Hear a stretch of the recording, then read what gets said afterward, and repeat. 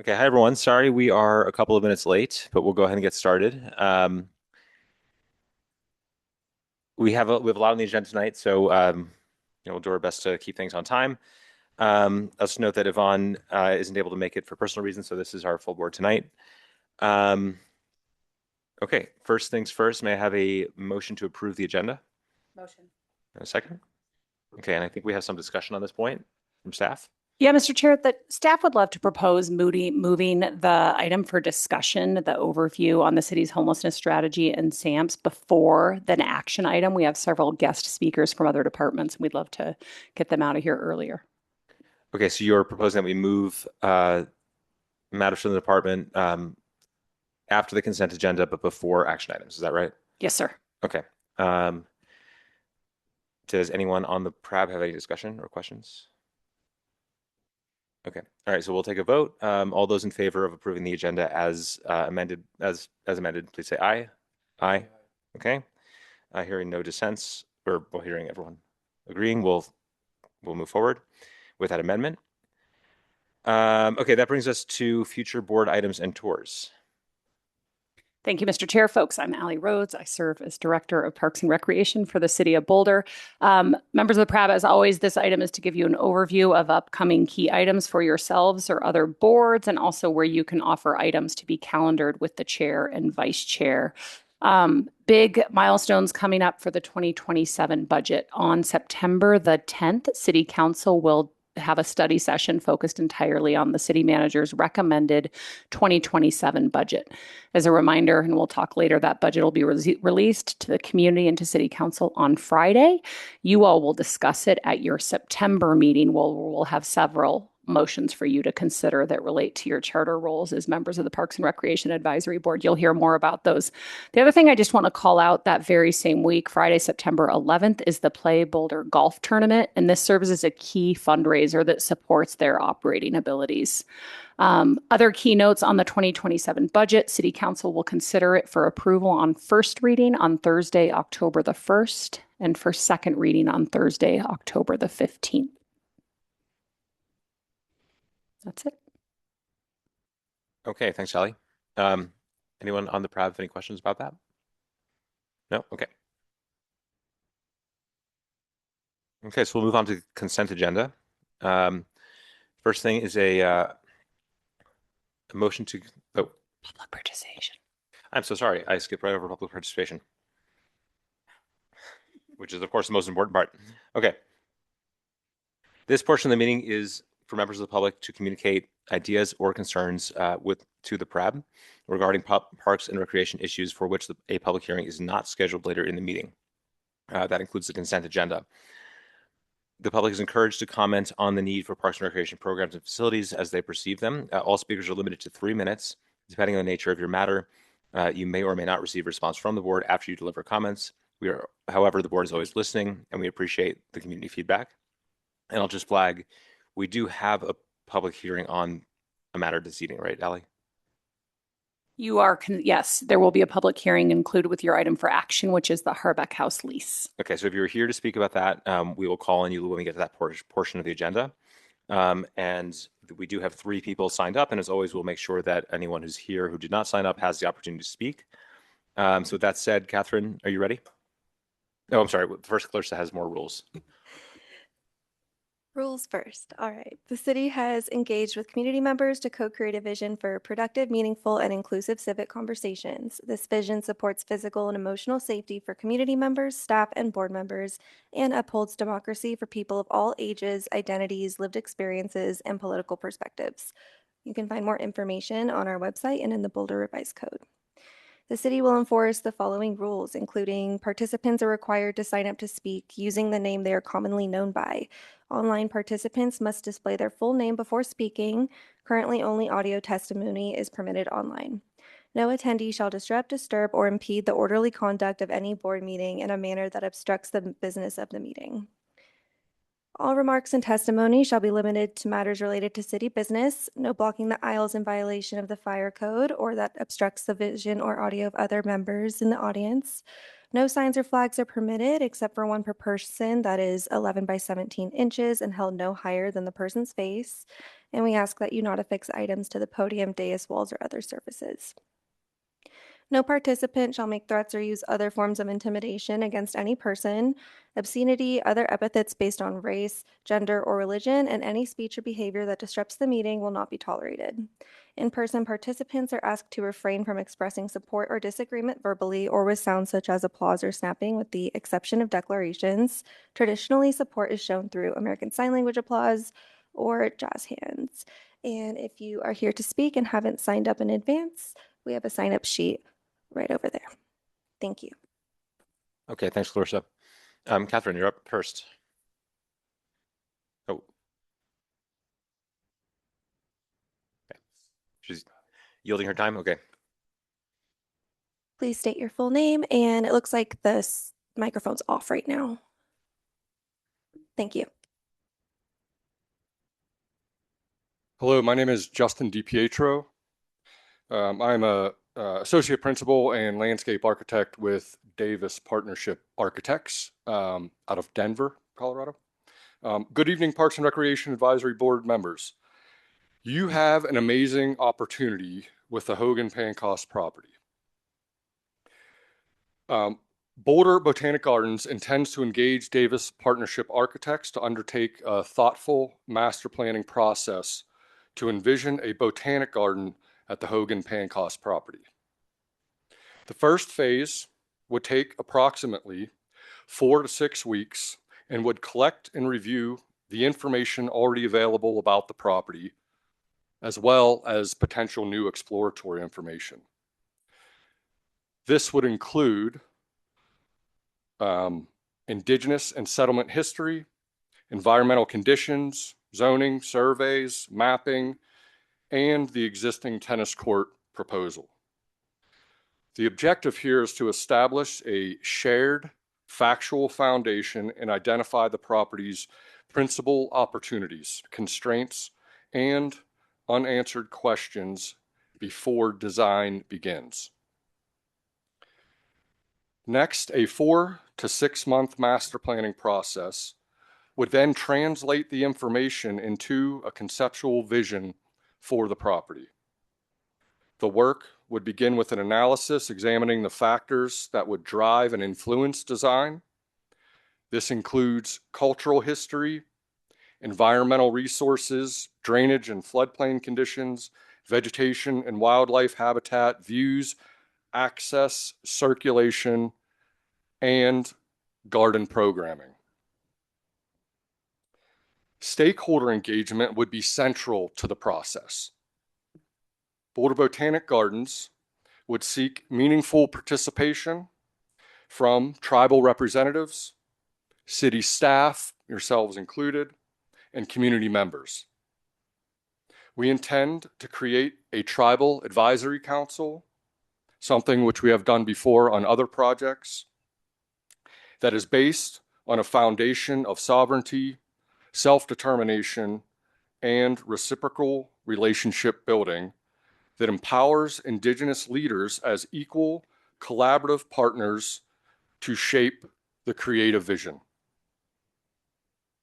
The planning process would establish a vision and guiding principles, evaluating program and circulation relationships, and produce a conceptual master plan supported by plans, diagrams, and three-dimensional imagery. The design process envisioned is intended to create an informed and inclusive process through which the community, the city, and Indigenous representatives can understand the site and evaluate its future together. Thank you. Okay, thank you. I will note that both Justin and Catherine were signed up for public comment. Is that all? Okay. Then we have one virtual comment from Larry McHugh.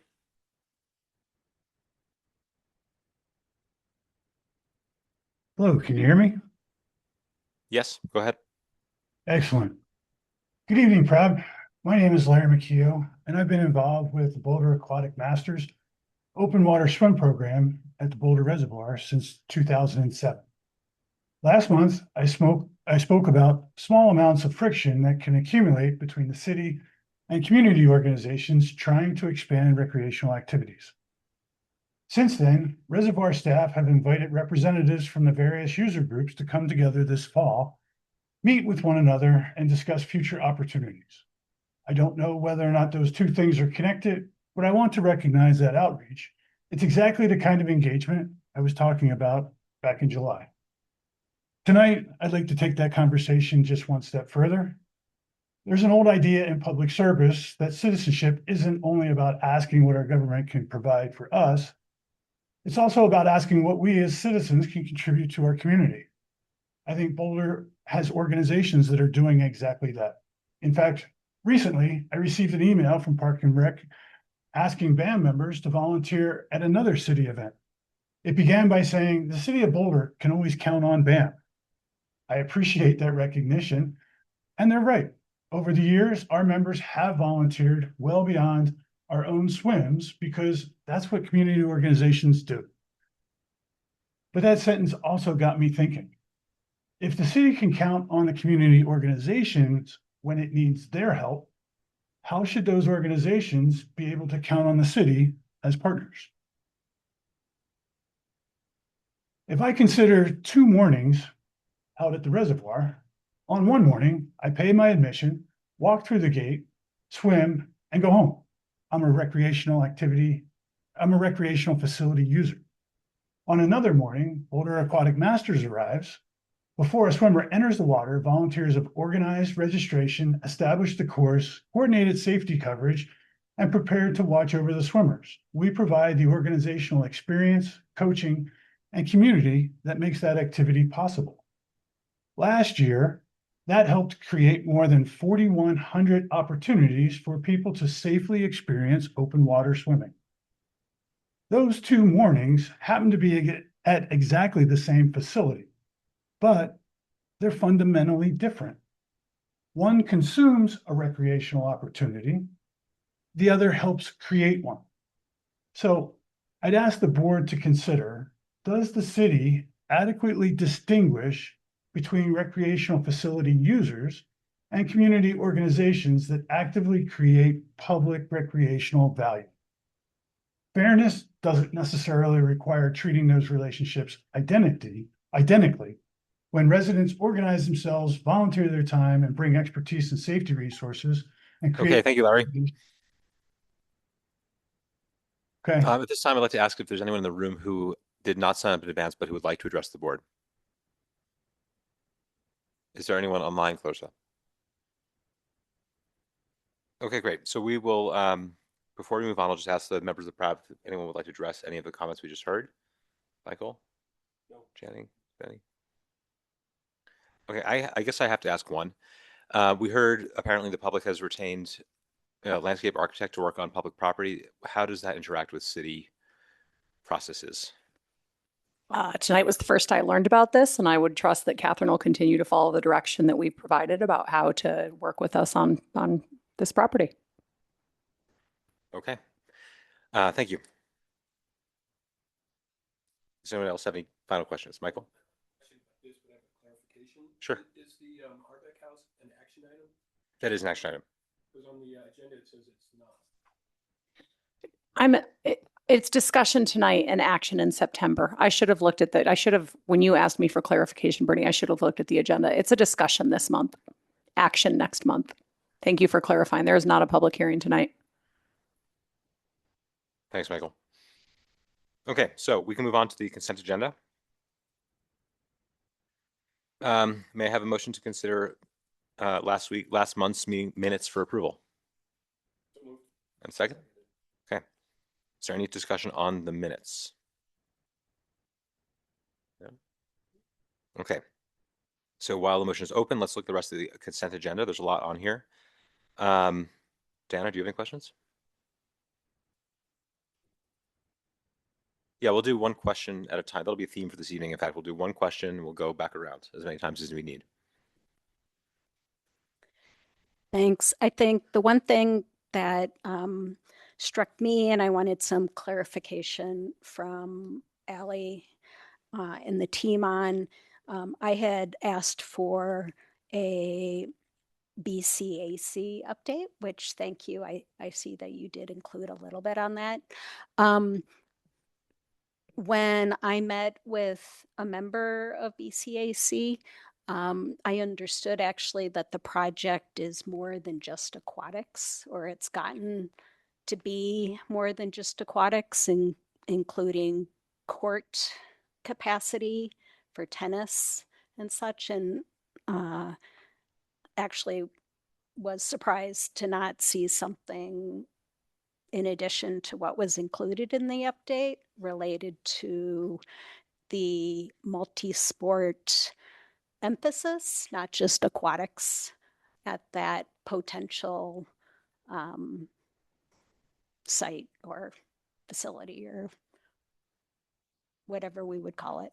Sure. So what I hear you saying is why is this specific to aquatics? And really it's because the Aquatics Coalition is leading this work. They're giving their volunteer time, their funding work to explore this. They do not have any verified partners on board. They're interested in being a multi-sport facility for sure, and I'm happy to say more about that.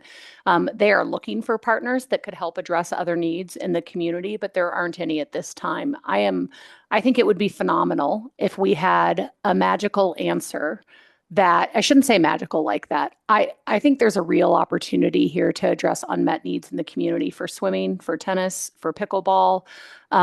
This is all at the very, very early stages. I suspect there are a lot of questions at this point, and there are no answers. That's what the work is about, is developing them. But my hope is that it'll fulfill a lot of needs for the community.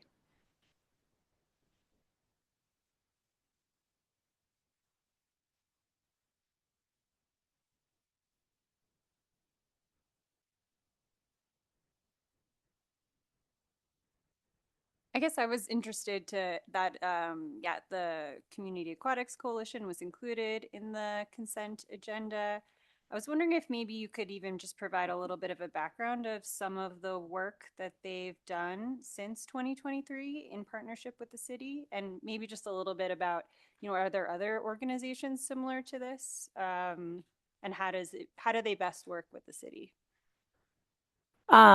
So your first question is, give me some of the work to date. So they started organizing in 2023. And I believe the impetus was a desire for the city to revisit the question of, could Scott Carpenter operate year round? And just for folks to know, that question was explored when the facility was designed in 2017, based on feasibility, based on annual costs of operations. The city said at the time that is not feasible. We don't have the funds to build the facility, nor do we have the funds to operate it. And so it was designed to be a seasonal facility. And so the coalition joined to represent, there are thousands of swimmers and many swimming groups in Boulder to try and organize and identify a solution. A desire for additional pool time is something that's been expressed in many different planning documents and not been something we've been able to address. So since then, some of their work includes they've gathered case studies of facilities around the country that have been a result of public-private partnerships or public-public partnerships. Sometimes it's a school district and a city. So that was about a year ago this time is when they had prepared those case studies. I might mess up the timeline. I shouldn't give dates. I'm bad off the top of my head sometimes. They have developed case studies. They've done an initial gathering and revisiting of information, including from in 2015, when we developed our aquatics feasibility plan. That plan reviewed all the city's facilities and said, what might you do to better serve the aquatics facility? That plan is the foundation for the new Scott Carpenter pool, where we grew from 6 Olympic 50-meter lanes to 10, and the ability to convert to the 25 yard, thanks. The 25 yard format that is so great in the off season, right? When we can get more folks in lanes.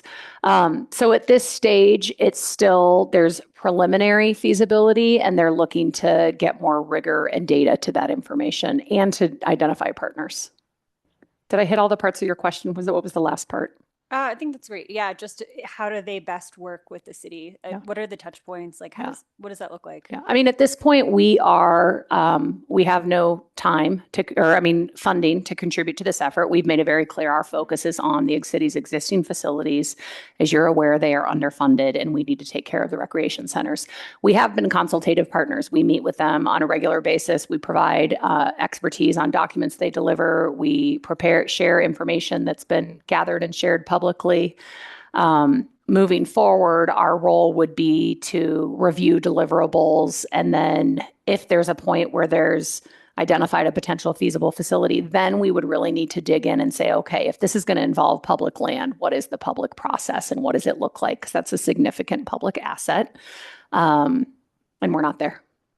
Great. Yeah, that's helpful. Mr. Chair, Lynn Siegel has raised her hand to join public comment. I'm sorry, we've already closed that part of the meeting. I'm going to ask a question on behalf of Yvonne, just because she's not here. She emailed, I think we all saw this, but in light of the ballot measure that's going forward with the $400 million ask of the residents, have we gotten yet into any of the value engineering that may eventually ladder up to what we do at the east with regard to the pools there?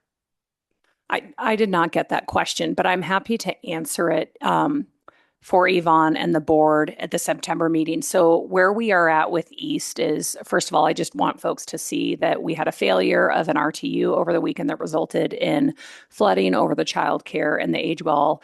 It soaked through these ceiling tiles. And so that wing of the facility is closed through Friday. And our teams in both Housing and Human Services and Parks and Recreation are working to move programs and shift things as much as possible. All that to say that East Phase 2A is outlined as starting. Phase 2B and what happens at the recreation wing, you use the word value engineering. We're not at a point where we're trying to reduce the scope, which is what value engineering typically is an exercise in. We're at the point where there's a lot of evolving information, including with the new ballot language for the recreation and safety bond. And so we're trying to adjust the project, the timing, the decision-making to consider all the evolving variables, and I'll have to get back to you in September because we're not at a place where there are decisions on the scope or the budget to share. Okay, thank you. I think that answers the question that we're just not there yet. Okay, Jenny? Channing? I was just curious,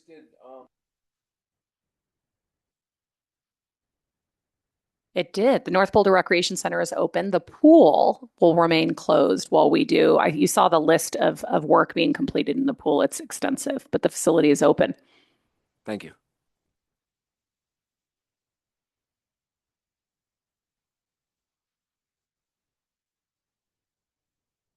I don't have a question, I have a comment. I think that mini forest thing is really interesting, and I really appreciate the fact that staff is helping out with that. It sounds like an amazing project.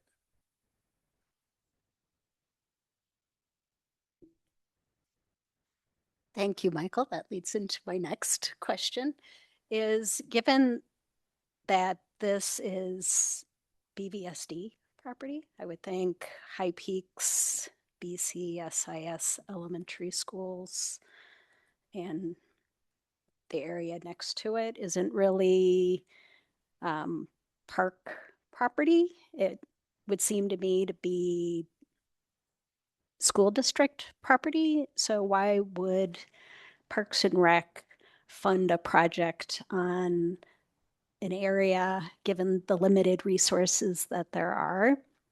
I appreciate that question. So High Peaks Elementary is actually adjacent to Arapahoe Ridge Park, or I'm sorry, Aurora 7 Park, and the improvements are happening on parkland, and they are funded by the Climate Action Tax because this is a pilot in climate sustainability. And so it is on parkland and it is funded by Climate Action to test this type of an intervention.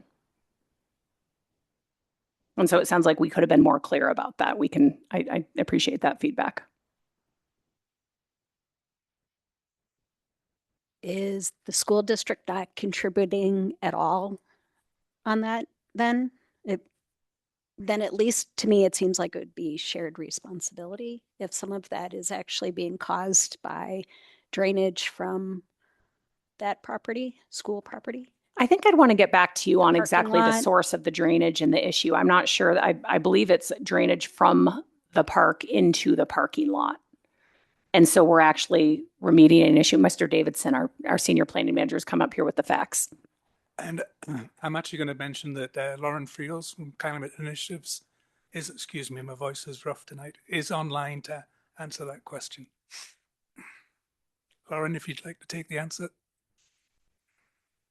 Yeah, absolutely. Hi, I'm Lauren Friels. I'm with Climate Initiatives on the Nature-Based Solutions team.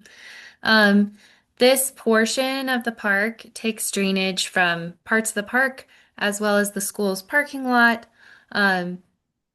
Since many of our elementary schools were developed in coordination with the parks in, I believe, the 1950s, this is also our maintenance pathway into the park, which is severely rutted out. We are working with the school district on this. It's a shared initiative between Climate Initiatives and the Boulder Valley School District. And we've also received support from our stormwater quality department on the project as well.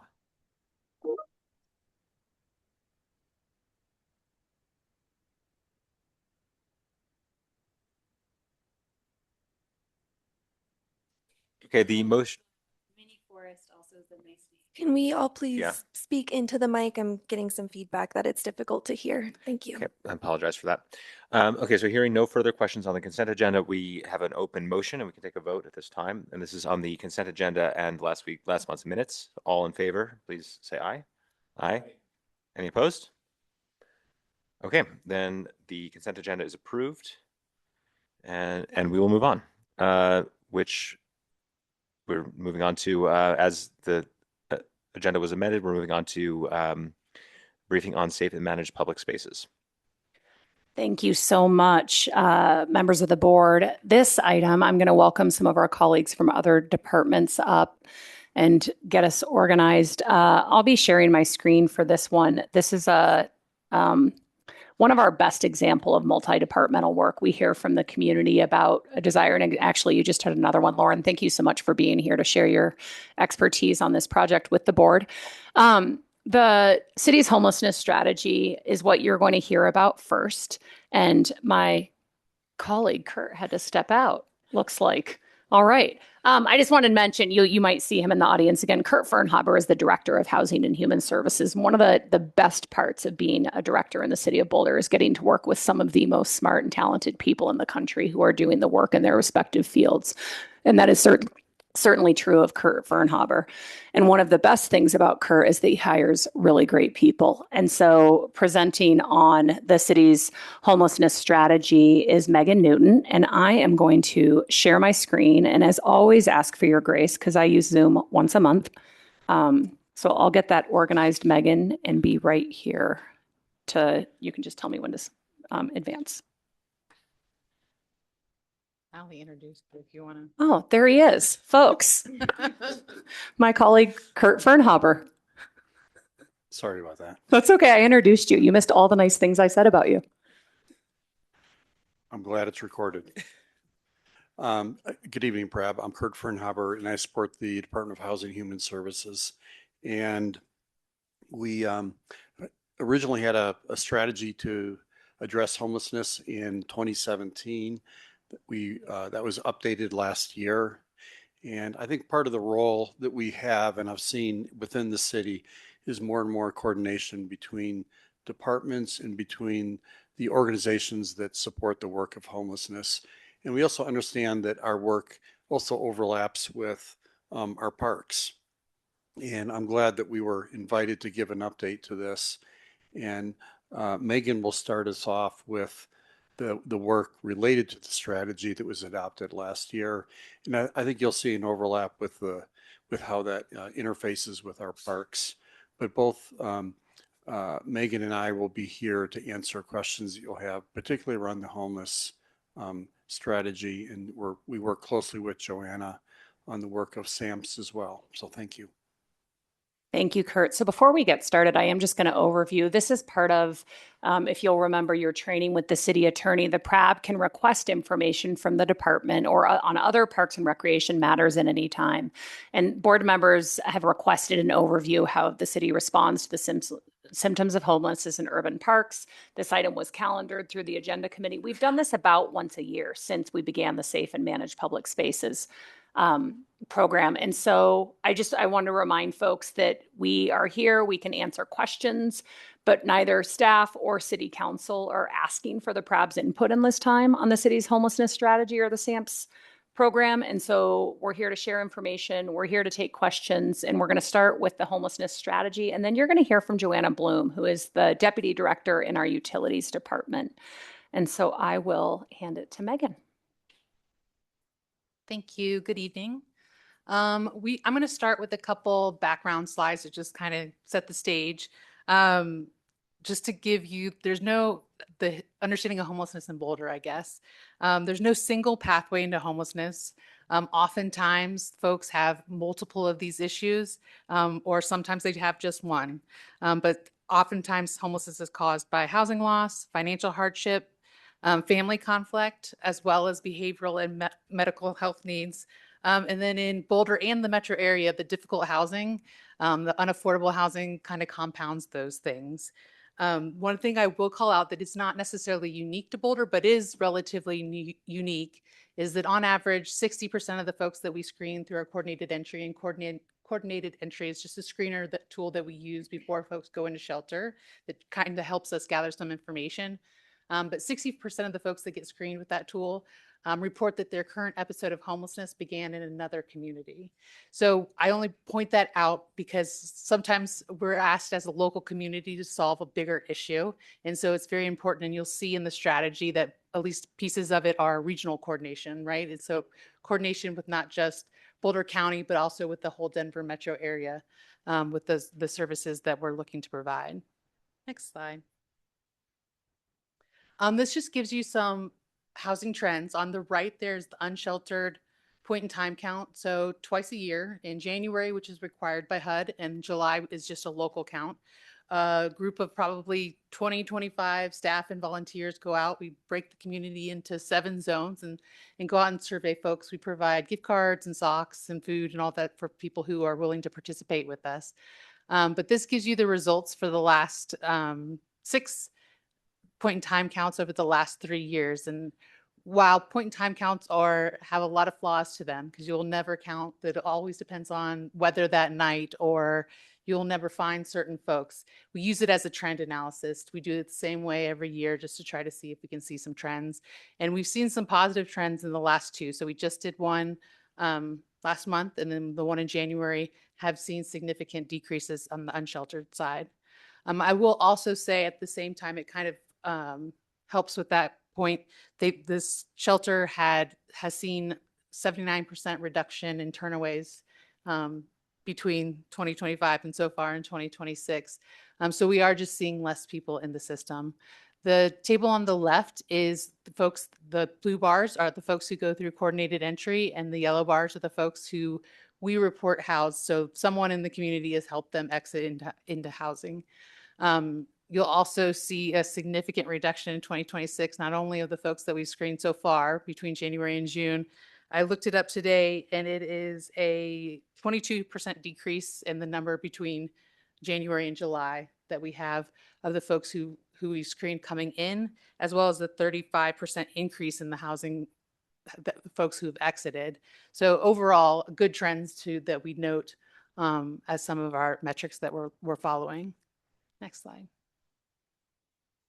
Here is kind of a busy slide, but it's meant to show. Yep. It's going to ask the board members, so we're going to hold questions until the end.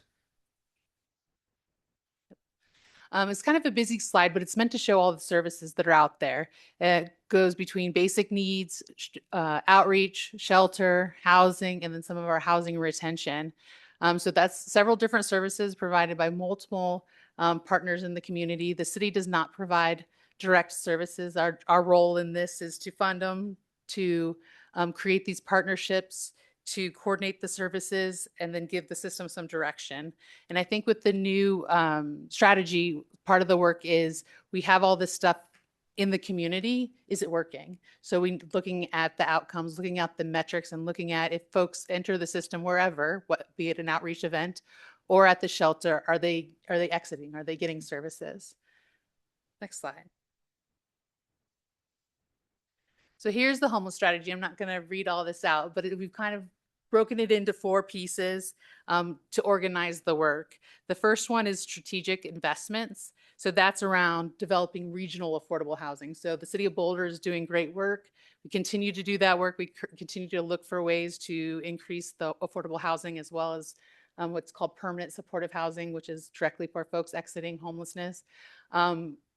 But like I said, a lot of these, so City of Boulder can't do it alone. So part of the strategy is to engage the larger partners, but whether it be Boulder County or in the larger metro area, some of the other municipalities to do some of this work as well.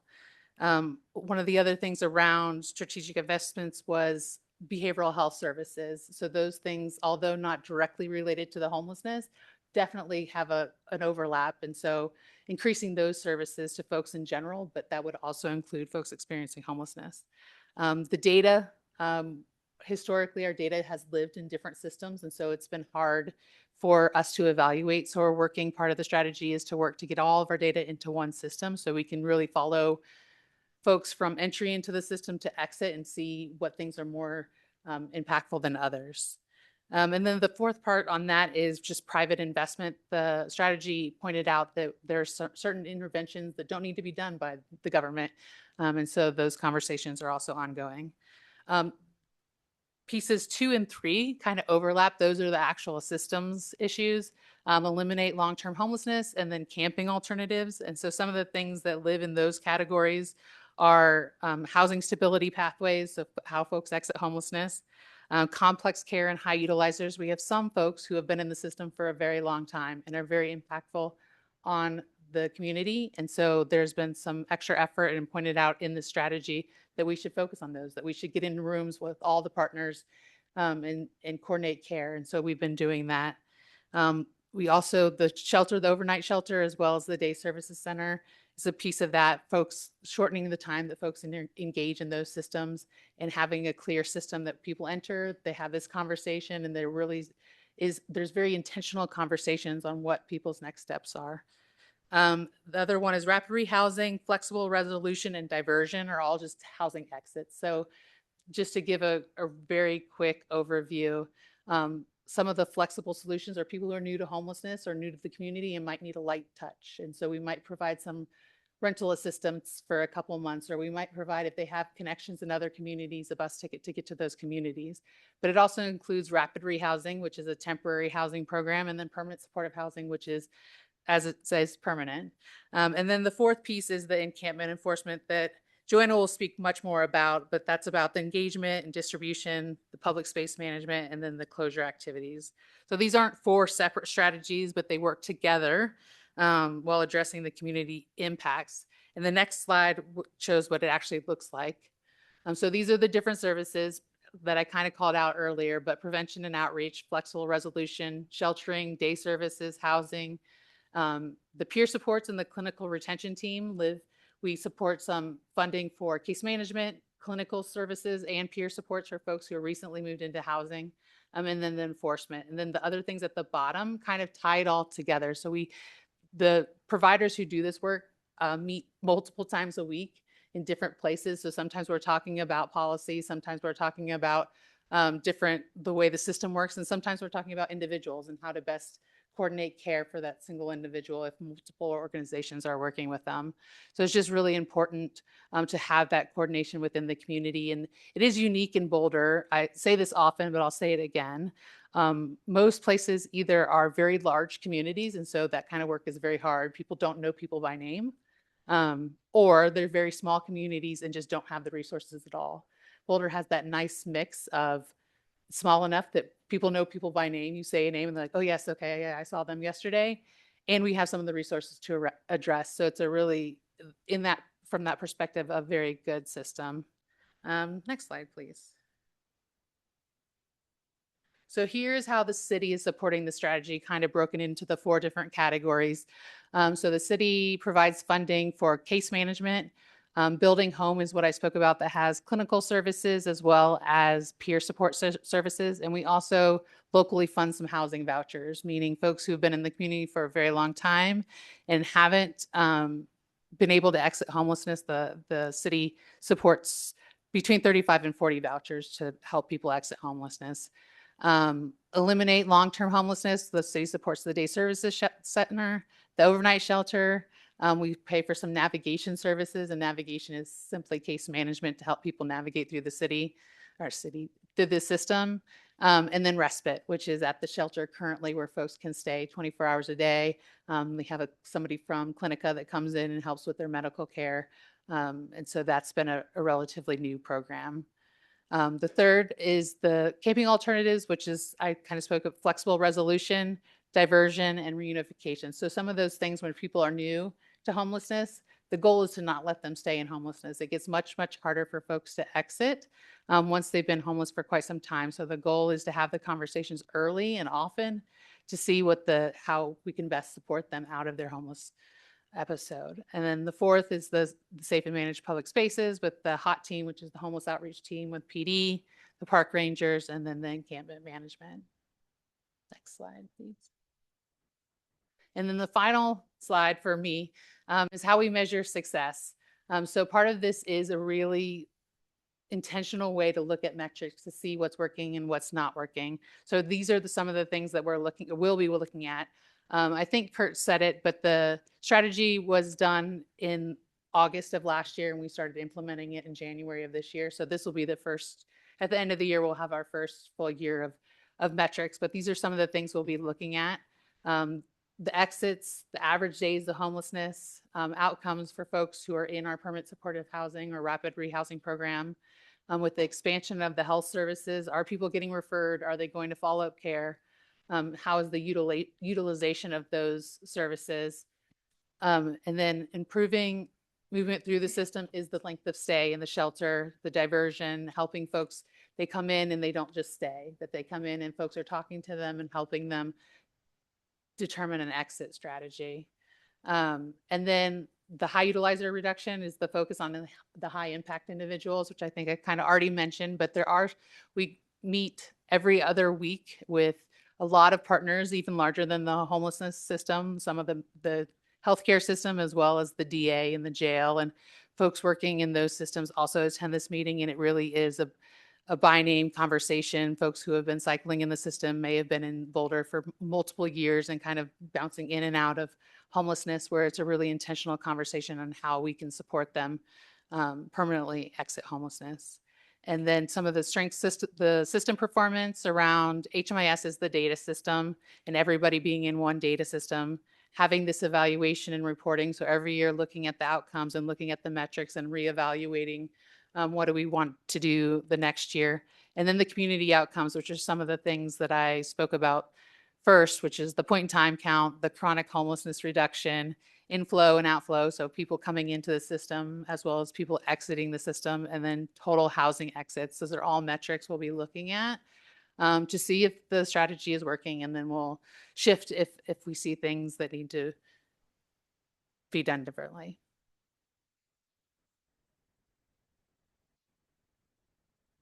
All right. And Mr. Chair, do you want to pause for questions before we go into the safe and managed public spaces, or hold it all for the end? I think in the interest of getting staff through everything, we should keep going. Okay. And I'm sure, writing down questions, and we'll have plenty of time for discussion afterwards. Great. Great, thanks for having us here. I'm Joanna Bloom. I'm the Utilities Deputy Director for Policy and Planning, and I oversee a portion of the SAMPS team, which was that red box on a previous slide that Megan showed, which is really more the operational wing of the group. So to give a little background, we became an internal program in 2021. Prior to that, we relied on contracted services to address camping behaviors in public spaces. We intentionally changed to an internal team, one, so that we could ensure our ability to respond in a timely way instead of reacting to a contractor's timeline. But then also, secondly, to standardize our approach to abatement activities, including storage of personal belongings, and then also to ensure a foundation of dignity and respect throughout all of the work that we do. Next slide, please. And in 2025, the team's work was further supported by and integrated into the 2025 homelessness strategy update, So strategy 4, you see on the screen here, states the importance of setting clear boundaries to prevent rough sleeping, otherwise known as unsanctioned camping, and to ensure the health and safety of everyone. So the 2 sub-bullets that you see there are the primary focus of the operational team's work. And we have a weekly interdepartmental operational team meeting. Megan and I both attend. We coordinate both enforcement and outreach activities among the team to prepare for and address any current events. For example, we just had Taco Fest downtown. Our team talked about how to get the area ready for that event. Next slide, please. So the next 2 slides just talk a little bit about why SAMPS. You can see here some of the impacts of camping on public spaces, those living outside, and the broader community, which are significant at times. And the health and safety risks really are real, especially for those that might be sleeping in a floodplain or along a creek corridor. And so that's some of the focus, and that's partly why utilities is involved. Next slide, please. And then here, a strategy that SAMPS employs is that once camping has been addressed in an area, and those areas are kept free from camping activities again. So you'll see the difference between 2024 and 26. This is over by the Labyrinth in a public space along Boulder Creek. Once it takes a lot more effort to try to get an area clear that's been entrenched for a while. So once we are successful in getting a park or other public space clear, we really do try to hold that area clear and rapidly respond so that we maintain the space for everyone's use. And to that end, we did install permanent signage along a 1-mile stretch of the Boulder Creek corridor at the end of 2025. A lot of this stretch includes a high proportion of a lot of our premier city parks. This stretch is by far the most active in terms of camping and has required the most resources and attention. So the permanent signage you see here allows the team to set clearer expectations in the closure area and allows for a more immediate response to camping behaviors. And we're anticipating that little map on the bottom left is the area that we're anticipating also posting permanent signage along Goose Creek, which is another hotspot of ours near the Mapleton ball fields. In terms of programmatic outcomes, this slide indicates a reduction in the number of community reports of camping since the beginning of the program. It's important to note that the number of reports does not correlate one-to-one with the number of camps out there, but it does indicate a trend in the amount of activity that's being observed by the community. And similarly, I don't expect you to see all these tiny numbers, but kind of next to those 2 red arrows, these are 2 other numbers that are trending in the right direction. One indicates the amount of debris collected from encampments has decreased by 36% between 24 and 25. And similarly, the number of encampments causing access issues, either to buildings or along multi-use paths, has decreased by 54% over the same time period. So this points to more people following behavioral expectations in public spaces and may also point to camping activities being addressed more quickly so that, belongings and trash and things can't accumulate. And so that's why that debris number goes down. And the urban rangers do play an important role in these decreasing trends, in that being able to address those behaviors more quickly, as I mentioned before, really does prevent areas from getting entrenched, and it has a noticeable impact. And so to speak a little bit more to the Urban Ranger program, I'll turn it over to Allie. Thanks. Thank you, Joanna.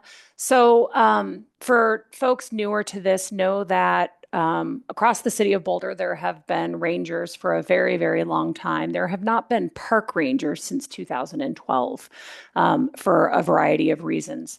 So as part of this program, the Urban Rangers program was piloted in 2022 23, 24. Based on those outcomes, the program now has ongoing funding. And what it is a team of 3 year-round rangers supported by temporaries, March to October-ish. These folks are limited commission. What this means is that they are authorized to enforce municipal ordinances. They are not fully peace officer certified, such as our police officers and many of the open space and mountain park rangers. They do not carry lethal weapons, and they cannot make an arrest, but they can enforce some of the quality of life codes or other ordinance that we have in the city of Boulder. Their training includes, but is not limited to, they attend Ranger Excellence School. They are trained and do a lot around education and outreach. Majority of their contacts are preventative. The 2 most common issues are prohibited items and dogs off leash.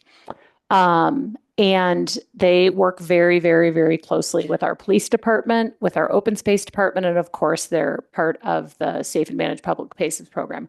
One of our biggest successes with the Rangers is how they've been able to support some of our downtown events, including the weekly farmers markets, the events on the Pearl Street Mall. And then the other results I'm sharing on behalf of Dr. Reinhardt, who is the research officer for Boulder Police. This is some of their data. They, due to the coordination with the Safe and Managed Public Spaces program and what they call stratified policing, which is a crime reduction framework that relies on evidence-based prioritization to focus on repeat locations, patterns, and individuals. And they prioritize public safety resources to address issues downtown, to support quality of life, to support economic vitality. And so they have seen increases in officer proactivity, which includes foot patrols, vehicle patrols, pedestrian contacts, traffic stops, and other officer-initiated activities. And so I believe he also wanted to highlight that they prioritize overdose reduction and downtown. I'm presenting and reading notes here, right? That just means they're allocating additional resources to identify and disrupt drug distribution networks. They are meeting with downtown businesses to understand and address their concerns. They work with the outreach workers and public safety partners to connect folks to services. They also, Joanna mentioned the homeless outreach team, and they also host and contribute to downtown activities like walks on Pearl Street with the HOT team. And Megan probably could have done all this. I should have given this slide to you. But that's just, I hope you see, I think you've heard 5 different departments coordinating on this. And I really appreciate, again, just the expertise, the sensitivity, and the professionalism of everyone on the Safe and Managed Public Spaces team, and especially Megan and Joanna for being here tonight. And so now I will stop sharing my screen, or maybe I should leave this up if someone wants to read something, but now we can take your questions. Okay, so I'm sure we all have a lot of questions. I'm going to note we allocated an hour for this conversation. We've used half of that time as planned. Thank you, staff. We'll go one at a time, and I'm sure everyone has a lot of questions, so let's be respectful of each other. I wanted to say before we get into our questions, we need to remember the Parks Department did not create homelessness. Also, the Parks Department cannot solve it. This issue comes before us usually from the public, usually in the spring, and often as a maintenance issue. And as we're thinking about it, I want us to remember that we're talking about humans, and none of them wants to be living on the street. Really, it's pretty terrible for them. And I'm grateful the city does so much to help this community. And it's really a tragedy that it exists at all, yet here we are. With that said, let's see what questions we have. Dana?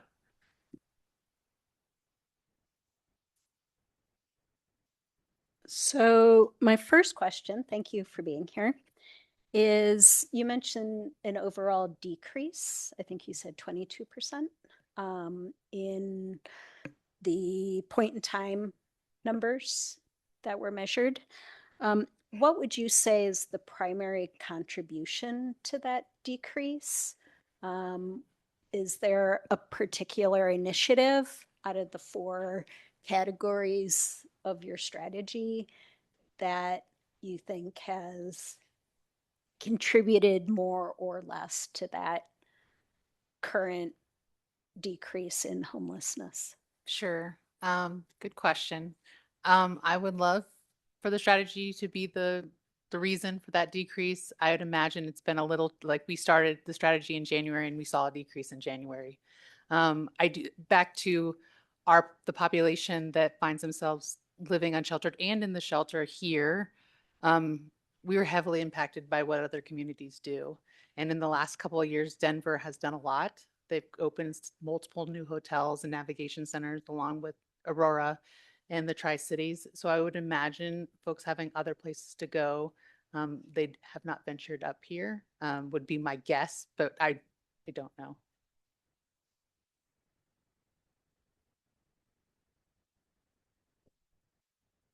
Well, I will first say that I recommend volunteering for the point in time count. So I did that, I think, maybe 2 years ago at this point. But what's great is anyone can go and volunteer, and you do it twice a year. And then it's a great opportunity to ask a lot of questions and sort of get like that firsthand experience. So I walked away with it learning a lot more about what the city is doing, and then also just understanding that the issue is very complex. Talking to a lot of people, having them sort of like complete that survey and learning a little bit more about their story. One of the things I found that I learned is while we're going after it saying like, okay, this is like a homelessness problem that we're looking to solve, when talking to people, the fact that they were homeless was actually very far down on their list. And they had a lot of other things they were struggling with, including a lot of like trauma, abuse and financial struggles and mental issues that they're working through. So it just gave me a little bit more compassion for just the fact that this issue is so complicated. But yeah, so moving on to some questions I had. I actually wanted to hear a little bit more about so the signage in the creek area. So it seems like I think usually you have to give like a notice period to anyone who is camping in that area. Does this remove the need for a notice period to remove items? Yeah, thanks for the question. So in that mapped area, it doesn't remove the need to notice, it's just permanently noticed. So we used to go, I'm sure you remember the pink or the green tags and things like that. A lot of this work gets down to really granular activities. And so we really struggled with, if a notice was posted on a tree or a tent or, in the area, what area was actually being noticed. And so to be clearer about expectations, but then also to kind of let people know who are in the area kind of repeatedly, having that mapped area, the team, they verbally communicate, hey, camping is allowed here, especially if it's somebody new who's come from a different area. We'll point out the signs and say, hey, this area is permanently noticed. Cleanup operations do happen here. And so I wouldn't say it removes the 72 hours, but it is a more consistent form of notice so that it's easier to act on, especially in our hotspot areas where we're not beholden to, whether or not the paper got removed or flew away or whatever. Great, thanks. Sure. In those areas where they're permanently noticed, how often are you doing cleanups? So the public space management team is there at least 5 days a week. They will do volunteer cleanups on the weekends, sometimes with community groups or others that are interested, or if we need to do, a special early morning or weekend activity, but it's at least 5 days a week, sometimes more. Joanna, you might clarify that they have other responsibilities. They're also cleaning up along the drainage ways and doing other utilities maintenance. Is that? For sure. So yes, thank you. So the team does cover reported areas citywide. So it's a whole crew of them, and sometimes they'll split up, sometimes they'll be together. But yeah, they are along this mile stretch. But then any report that comes in citywide, they also try to either inspect or clean up that day or place notices or travel with a hot team to kind of support the overall effort. Hi, first I want to anecdotally say that things, in my experience, look a lot better from the beginning of the summer till now, even. My question is around if there's data associated with drug dependency and exit outcomes. Thank you for the question. Is it more the expectation or the thought that if someone is actively using drugs, that the outcome would be not as great? Is that? Well, I'm a recovering addict, and I know that the time between when I was not clean and now is very, very different in my ability to navigate life. And Mhm. so I just wonder if there is encouragement for that and or measurement. Yeah. I don't, so in some of the housing programs, they're measuring that, yes. And the outreach, we are not measuring that. I think what what the programs do, as far as you're correct, folks who are interested in treatment are definitely pointed in that direction. We also still follow a housing first mentality, and where we will encourage people to get housed and then and then tie them to services, because what we struggle with now, when housing is becoming more and more scarce, the conversations often become, especially in like a high utilizer context where many of those folks are addicted to something, the conversation is to get them into sober living or get them into treatment. And we're successful there, and they're there for 90 days. And then we're having the conversation of now what? So we do it both ways, trying to figure out what's available and what will work. But yes, I would say if they're interested in recovery, yes, we push in that direction, and typically they are more successful. Thanks for that presentation. It's really interesting. Just an observation first. I've participated in several cleanups along Goose Creek and Boulder Creek, and working with the folks, the SAMS people and the rangers are just incredibly professional. They do great work. They're very empathic, and it's been a pleasure to work with them.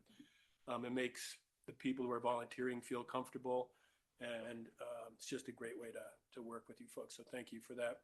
And then there was 2 slides that I saw. I was wondering if there is data, like a dashboard or something that you can access to look at. One of them was a how we measure success slide that had a whole bunch of data on it. And then the other one was the 2025 results slide data. I think it was the last slide. Yeah, that one right there. Does that have data like the number of exits to housing and average days of homelessness and stuff like that? We have a dashboard, so I would have to Google it. But if you just homeless, We can dashboard, we can yeah. always send the board a follow-up. And it shows, it has 4 different pages. The first one is the coordinated entries with information of folks as they enter. The second page will show you the utilization of the shelter. So each night, how many folks are staying there. The third one is housing exits. So the number of folks who are exiting. And then there's another tab that's budget and what we're spending on these services. And then I guess I said 4, but there's 5. And the 5th one is metrics. And so those specific metrics, we started just in January, so we'll update it at the end of the year. But we were collecting metrics before the strategy, and so you'll be able to see the metrics that we've been collecting prior. But all the metrics will tie to the strategy now. It exists online somewhere. Yes, I could there's the dashboard. Google it and find it. Okay, thank you.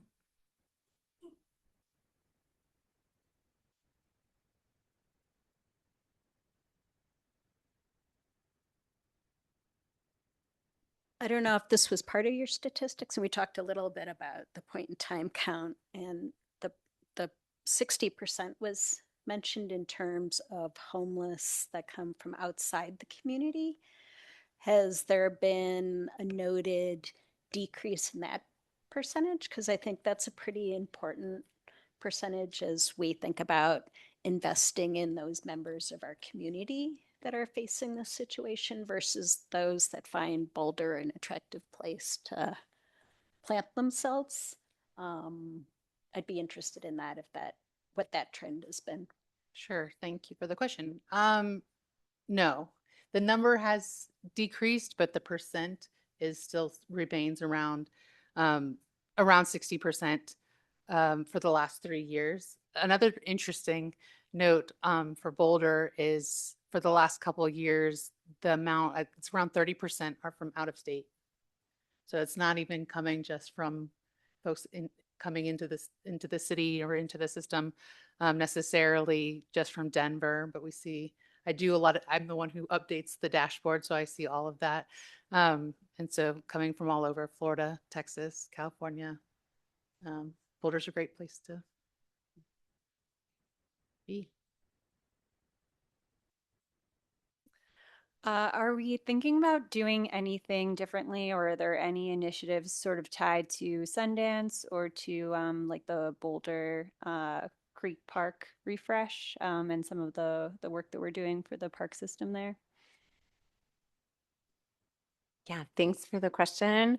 I mean, we are continuously making operational changes to kind of react to both adaptive behaviors, but then activities that are happening in the community. And so we'll really make it at that operational level at this Thursday meeting. We kind of revisit our approach. And so schedules can kind of change, or things that we're doing with infrastructure. I know the police have a grant where they're trying to harden some of the electrical outlets in the downtown area to discourage vandalism of those. So I will say there's a number of activities, but Sundance is representative of how kind of the team responds to any downtown activity or behavior change that we might see. So yes, and also that's just part of the work, I think.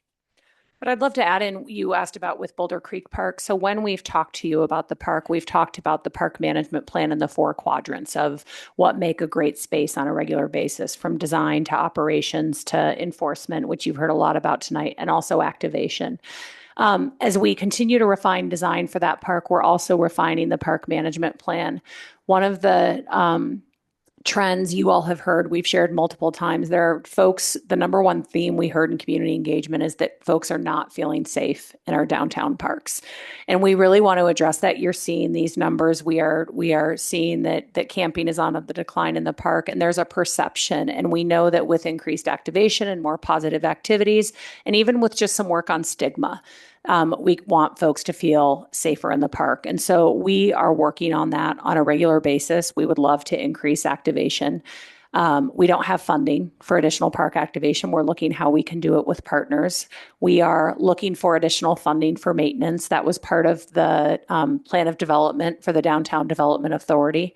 That did not go forward if folks were following those council conversations. So we'll continue to work on strategies that would increase activation, that would increase and support park maintenance, but also will increase some of the stigma. There are valid concerns folks have about what it can mean when there is crime at a park. And there is also stigma, we know, just associated with homelessness, where folks may not feel safe if there is someone who is perceived to be unsheltered and in the park. And so it's a multi-pronged effort for which we don't, again, I feel like I said this earlier, we don't have answers right now, but it is work that is underway.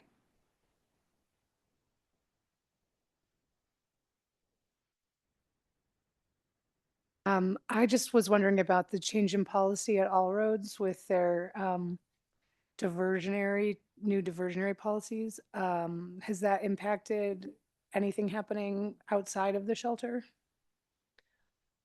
No, not that we've noticed. I think when we have the operational meetings on Thursday, that comes up regularly. Are we seeing more folks? When we did the point in time in July, we added a question to see if folks were living unsheltered because of that policy. And I believe we had one person who said that they were. So we aren't seeing a significant uptick in unsheltered homelessness due to that policy.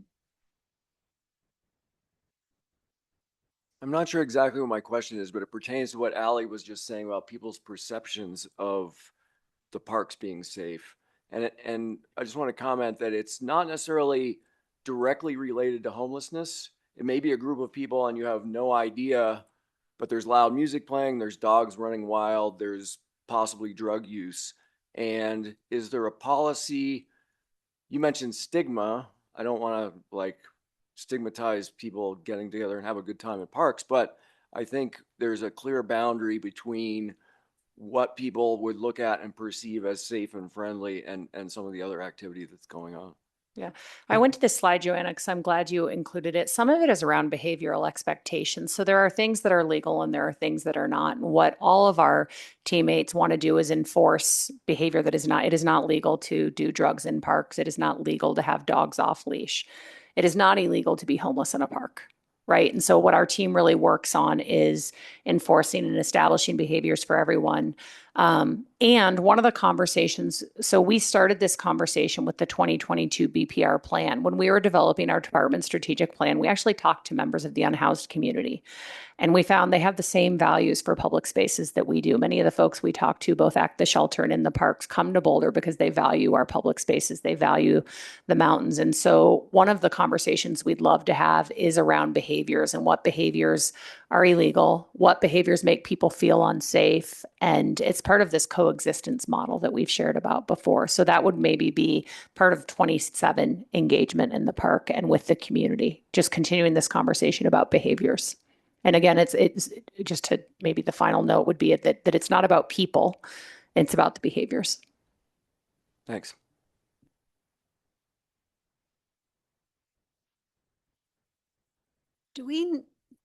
I'm sure you, based upon your long experience, do we know why the Boulder Creek area or the Goose Creek area are kind of the hot spots for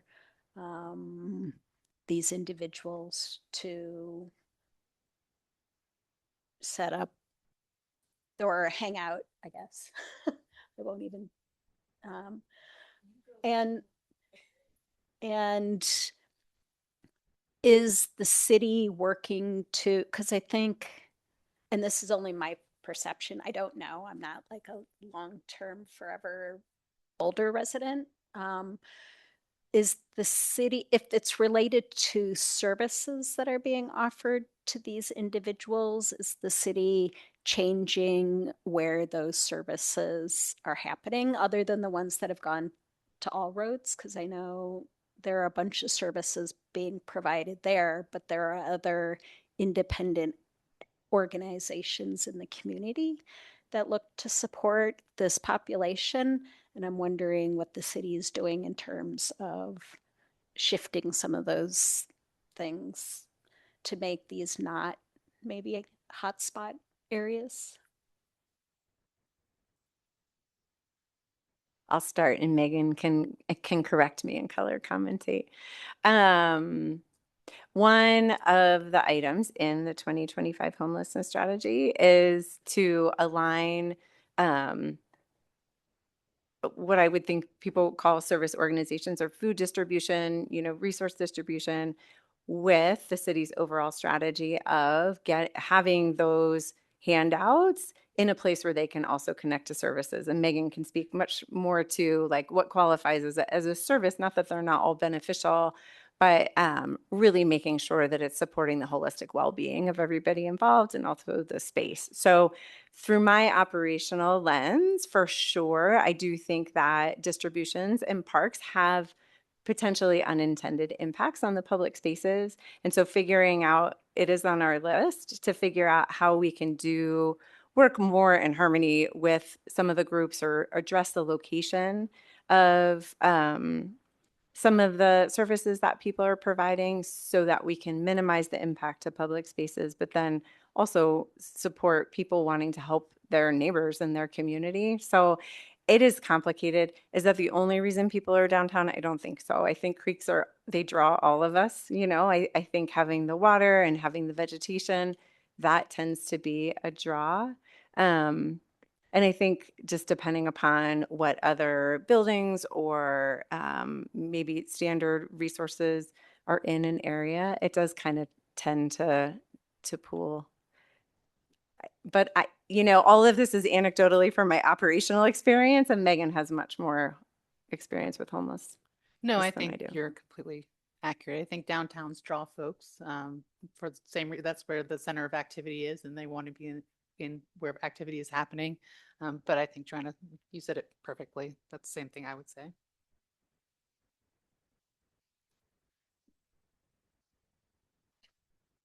I just thought I maybe give an opportunity to just talk about some of the initiatives that you're excited about, you've seen the most success with. I think you mentioned it a little bit, like some new things that you've been trying with like the respite areas, and just, I don't know, just to understand high level, like what are some things that we should be excited about that are maybe more successful than we thought? Sure. I think for the last, I don't know, probably shortly before COVID, we'd been heavily focusing on permanent supportive housing, which is just what it is. It's a unit, typically an apartment where rent is paid, and they get provided with supportive services as well. That is what we had focused on expanding. We opened Bluebird, and there's a partner, Zinnia, in Longmont, which is another 50 units of the same PSH, Lee Hill up by the shelter. That is slow to come, though. So I think we've started looking, we are still having those conversations. And at the same time, what we're looking at that's relatively new to us is what's called flexible resolution, which basically means before we had services that were either diversion, meaning you're not quite homeless, but we can help you a little bit to stay in your housing. Reunification, if you had some sort of connection somewhere else, we could help you get there. Or permanent supportive housing, and not a ton in the middle. And so we had a lot of people kind of sitting in queue for those spaces. I think the flexible resolution is more than diversion or reunification. It is, yes, I have a job, I'm working, but I really need help on a deposit, first month's rent, maybe second month's rent. And so we are using some of our funds that we had extra this year due to state grants to support that. And so I think we're hopeful that that would help the long stayers not become long stayers, because we have a focus on the folks at the shelter and unsheltered who have been in the community for a long time and experiencing homelessness for a long time, but also wanting to address that front end so people don't just fill their spot. And so doing both of those things very intentionally, I'm excited to see what that happens, because I think historically we've kind of been just trying to whittle away at the long stayers and hoping that the folks who enter the system can find a way out. But with this intentional programming, hopefully that's not the case.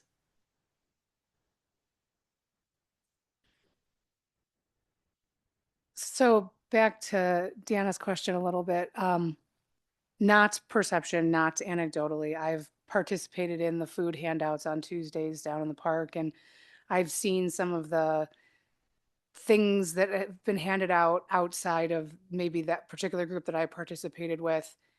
Does SAMPS have a role in moving those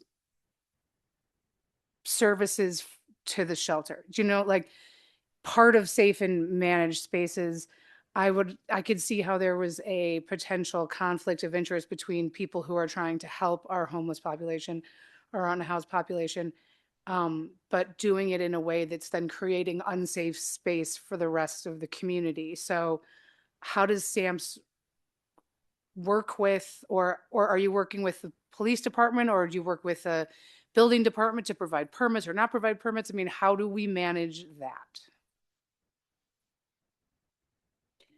It's a great question. And partly that's what we're trying to figure out is who does own this and how do we approach it? I will say when I speak SAMPS and I make the distinction, I'm from utilities and I oversee a portion of the team. I really think of SAMPS as very interdepartmental. I mean, when we get together, it's probably at least 7 different departments that meet every week. And so the police are part of that, Parks is part of that, facilities, parks operations, home, housing, human services. And so I think it's gonna kind of have to be a group effort and in coordination with the folks that are providing services in parks. I don't think that it would be successful if our group felt like we were doing something to people versus with them. And so I think we're really trying to kind of crack that nut now of wanting people to help people, but then also wanting to minimize the impact to public space. I will say part of the reason why I get involved is because there just needs to be kind of a ringleader in this group because it is so interdepartmental, but it doesn't have to be me. It doesn't have to be utilities. It could be somebody from one of the other departments. It's just to provide a little leadership. So it's kind of a fuzzy answer, but I will say that just from the unpermitted activities, that's how I'm facing it. But maybe Ally has something to say about the permitted one. Yeah, I was just going to add that there are a couple of groups that do have permits for providing services in the parks, and they've requested a permit because they're aware it's required because they're regularly feeding more than 50 people, or there's other certain requirement that all events that happen in the parks have to follow. And so there's a couple of groups that have worked with us for years. They work really hard to make sure they leave the park as good as or better than they found it. And that's what we can control. There are a whole lot of other organizations, some are faith-based, some are not, that one way their community does service in Boulder is to go out and provide services or food along the creek. There are folks with wagons, there are folks, and a lot of that activity is not permitted, and there's not really a whole lot of control the city has in those situations. One thing I'll note that both Megan and other colleagues in Housing and Human Services, with the opening of the day services shelter, many services providers are now co-located there, which is great because I believe that the research is clear. The more contacts someone has with the system, the more likely they are to engage and get support from the system, which can help them out of homelessness or whatever other issues may have led to their homelessness. So just to clarify, there is a process in place where interdepartmental work is being kicked off in order to try to maximize the services in one location or something. That's currently happening. Yes, Okay. it is. We're at the beginning of it, but yes, it is. We've had community members. The reason why this conversation is happening today is because we have had community members that come in that have provided slides and issues and whether it's perception or actual contact with feeling unsafe or being harmed. And so I just want to make sure that, some of those questions are being answered. And then I have one last question. You don't even have to come back to me.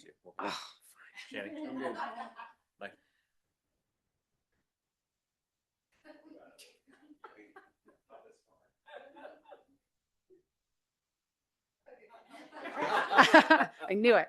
This is very super specific to maybe Taco Fest, but I was wondering, like over by the library last week, there was a big area that was fenced off, and I know Taco Fest was taking place there, and the vans that lived there were kind of still there, but I was wondering if the fencing was put up as a diversionary thing because of Taco Fest, or I hate to take that space away from the public because it's such a beautiful area, but I also wonder if it was done intentionally. Yeah, for sure. CM sometimes uses fencing to, if an area is really getting overused and run down, we will, in coordination with parks, fence off an area temporarily. So I think the fencing you're talking about was there for about 21 days, maybe, to kind of let the area restore a little bit and to try to disrupt some of the activity. And then it came down the same day that the Taco Fest fencing came up. And so for sure, fencing is part of what we use sometimes. Again, to kind of disrupt that behavior, but it's not permanent, especially in a floodplain. It's generally a temporary activity. Yeah. All right, I do have a couple of questions. Can either of you speak to how changes in allocations at the state budget, the federal budget, how have they impacted the way that you're able to deliver services? Sure. I was just in a conversation last week on this, and it for the federal budget, a lot of the housing vouchers come through HUD at the federal government, and I mentioned when I was doing my presentation and when we asked a question that we still follow housing first. The current administration does not. They follow what's called treatment first, or work first, actually, is what it's called. And so currently it's an illegal battle. Nothing has happened so far. They tried to put out an application for many of those projects that are permanent supportive housing and ask communities to reallocate to transitional housing. That hasn't happened. They've tried it twice and they've gone to court, and so far it hasn't, but that is something that's possible. And so some of these folks who are in units, typically because they have multiple disabilities, we will have to figure out the problem, solve that problem if their voucher goes away. I think the same is at the state. So far, we haven't seen a lot of reduction from the state. What is happening, though, is there was a lot of ARPA dollars in the system. That's how we stood up respite. That's how we've supported some of the day center. And that is coming to an end just because it's just timing out. And so those conversations are happening now on how we can use some of our local dollars. So far, we're not going to lose anything, but just to maintain it. And so that's often the conversation lately is how can we do more? But at the same time, it's a little bit of how can we keep what we have? So far, we haven't lost anything huge, but there's always a possibility. Okay, thank you. It's come up a couple times this evening that a lot of the reason we're having this conversation tonight is people see members of our communities who live in the house or excuse me, in the park or spend time in the park, and it makes other members of the community feel unsafe, feel like unwelcome in the parks. I would love to hear from the staff, like what do you think we as members of the PrAB ought to be saying to these people? I can tell you what I tell my kids. That I just that the data is that our community is not less safe because there are people who are unhoused living in the parks. The data says that the victimization is high among the homeless community. And so if you are living unhoused in a park, it is highly likely, and especially if you are a woman, that you will be victimized. I tell them to be aware in a city like you should be, and to pay attention. But the data does not suggest that our community is less safe. Anything else? I will just say, in addition to what Ali said, which I totally support, I mean, I respond to a lot of emails that come in through council or other means, and I just try to reiterate all of the activities that we're trying to do to make the spaces safe and welcoming for everybody. It's getting late. So I do feel like a lot of times I share the value for public spaces, and I just kind of try to reiterate what we have in common and say that and list all the ways that we're trying to help, and also say it's not necessarily that you are any less safe. So it's recognizing the complexity, as I think somebody spoke to earlier. That's it. If there was an easy solution, we would have done it, and there just isn't. And so managing it together, I think, is part of it. I think it's fair also to say, because I think I spoke quickly, I also would want to not disregard someone's concerns, because there are real reasons. I have heard of young people who are sworn at or shouted out. I am aware of incidents in our among our own workforce, things that make people feel very unsafe. And so this is the hardest thing that we deal with, and there is not an easy answer. And so I think it's a both and response to those community members, that the city is doing everything it can and within its realm to help folks not have to live in a park. And we hope they still come to the parks. Well, I just wanted to ask Allie that comment. The data does not show that we are less safe than what? I mean, I'm already anticipating the emails I'm going to get in my email based on that particular sentence, because I grew up in a town with parks and we had no crime there at all. So I'm less safe than what?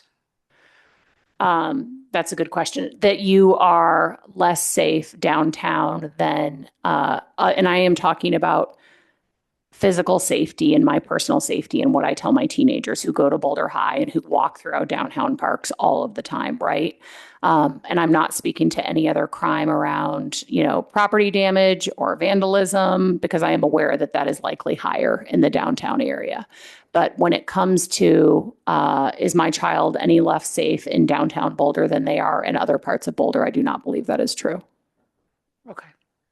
I mean, I think they're less, well, no, that's okay. I appreciate the clarification. Thank you. Okay. Did anyone else think of any follow-up questions? Okay. I'm going to suggest that we take a 5-minute break, and then we'll move on with our agenda, if that's okay. All right. So we'll reconvene it. Yes, thank you. 7:36.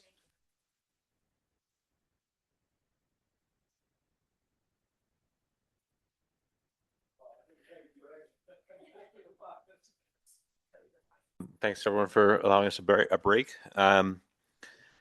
Next up, we have Harbeck Bergman House.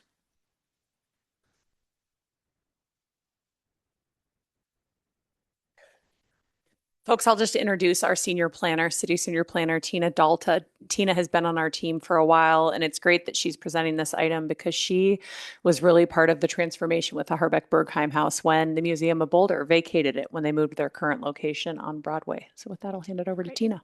Hi, thanks for you all tonight considering this lease for extension of the Harbeck House to the Women's Wilderness Institute.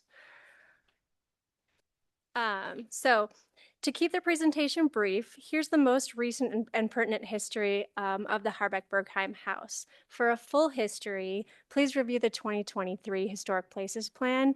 It's a preservation plan that we put together that covers all 13 of the historic properties that Boulder Parks and Recreation manages.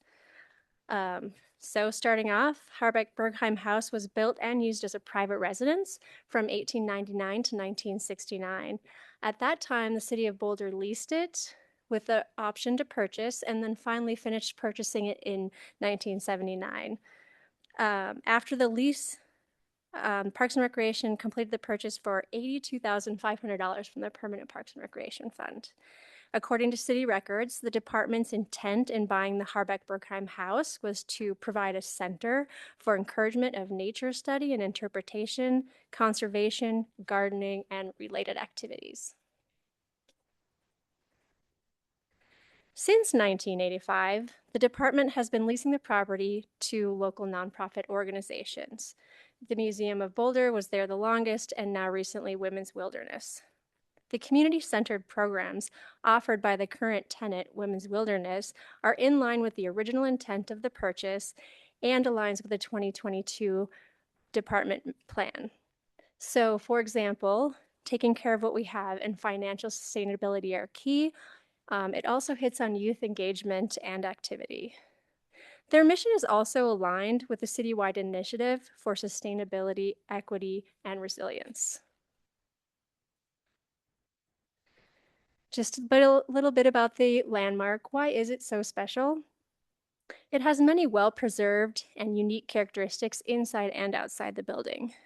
Thanks to the current and previous tenants who have spent years as tenants, especially spending over 30 years with the Museum of Boulder as a museum, there are some really special characteristics such as carved wood mantels, banister, built-in cabinetry. There's a beautiful stained glass window that was restored after Museum of Boulder vacated, and some of the ceiling detailing you can see here. In the past 6 years, Women's Wilderness has proven not only an excellent community partner, but also a great caretaker of the property. So, a little bit about Women's Wilderness. They did participate in a competitive search for an appropriate tenant for this historic mansion.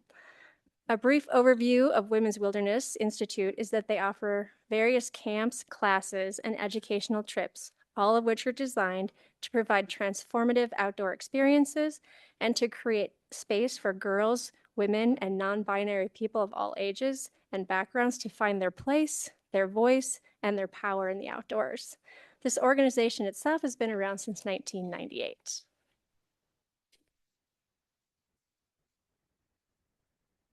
The lease terms outlined in your memo include an annual increase in the monthly rent for the 3-year extension. It has 2 optional 3-year extensions as well. Traditionally, the annual increases for those optional extensions are calculated at the time of those renewals.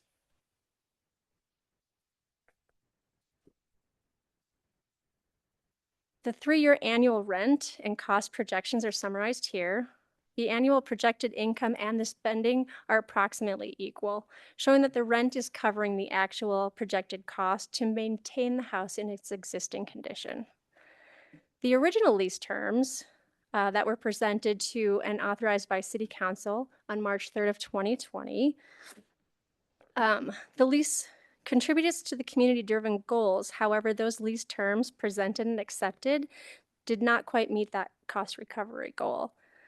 However, that same memo references on page 21, and I'll kind of just read from the memo itself, that says collectively these responsibilities and payments are not expected to satisfy the full cost of the city's ongoing care and full maintenance of the home. Nevertheless, these amounts and assumed responsibilities will substantially offset the costs. Here's one example of maintenance needs covered by the annual rent. The asphalt at the street and sidewalk had deteriorated to the point that there was limited access to low-profile vehicles. It was contributing to drainage issues, threatening the foundation and basement of the house and creating a depression in the turf area along the driveway. In 2023, the majority of the driveway was replaced and included a curb to improve that drainage and prevent erosion of the turf and landscaping.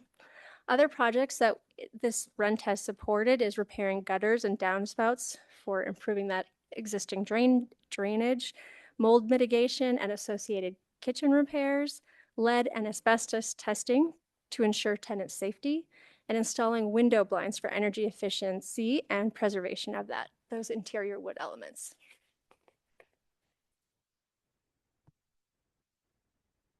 So with the board's support, we'd like to continue the relationship between the City of Boulder and Women's Wilderness Institute by extending the terms of their current lease in an additional 3 years with the 2 optional extensions. This could potentially have the organization as tenants at the Harbeck-Bergheim House until 2035. And I also want to give a special thank you to David Schote. He's our Parks and Recreation Historic and Cultural Asset Coordinator, and he's really worked hard on building and maintaining a mutually beneficial relationship with that tenant. So we can move on to questions. I know that it was a pretty dense packet with all of the links and attachments. So we'll just start with any questions. I'll just start quickly. We've talked so much about facilities this year and these last several years. Are there any like major projects that are looming that we need to be thinking about? So we are looking anything major that you'll look at. We don't have anything on the 5-year strategy plan capital improvement strategy at this point in time, but we are having regular inspections done, roofing, masonry, those sorts of things.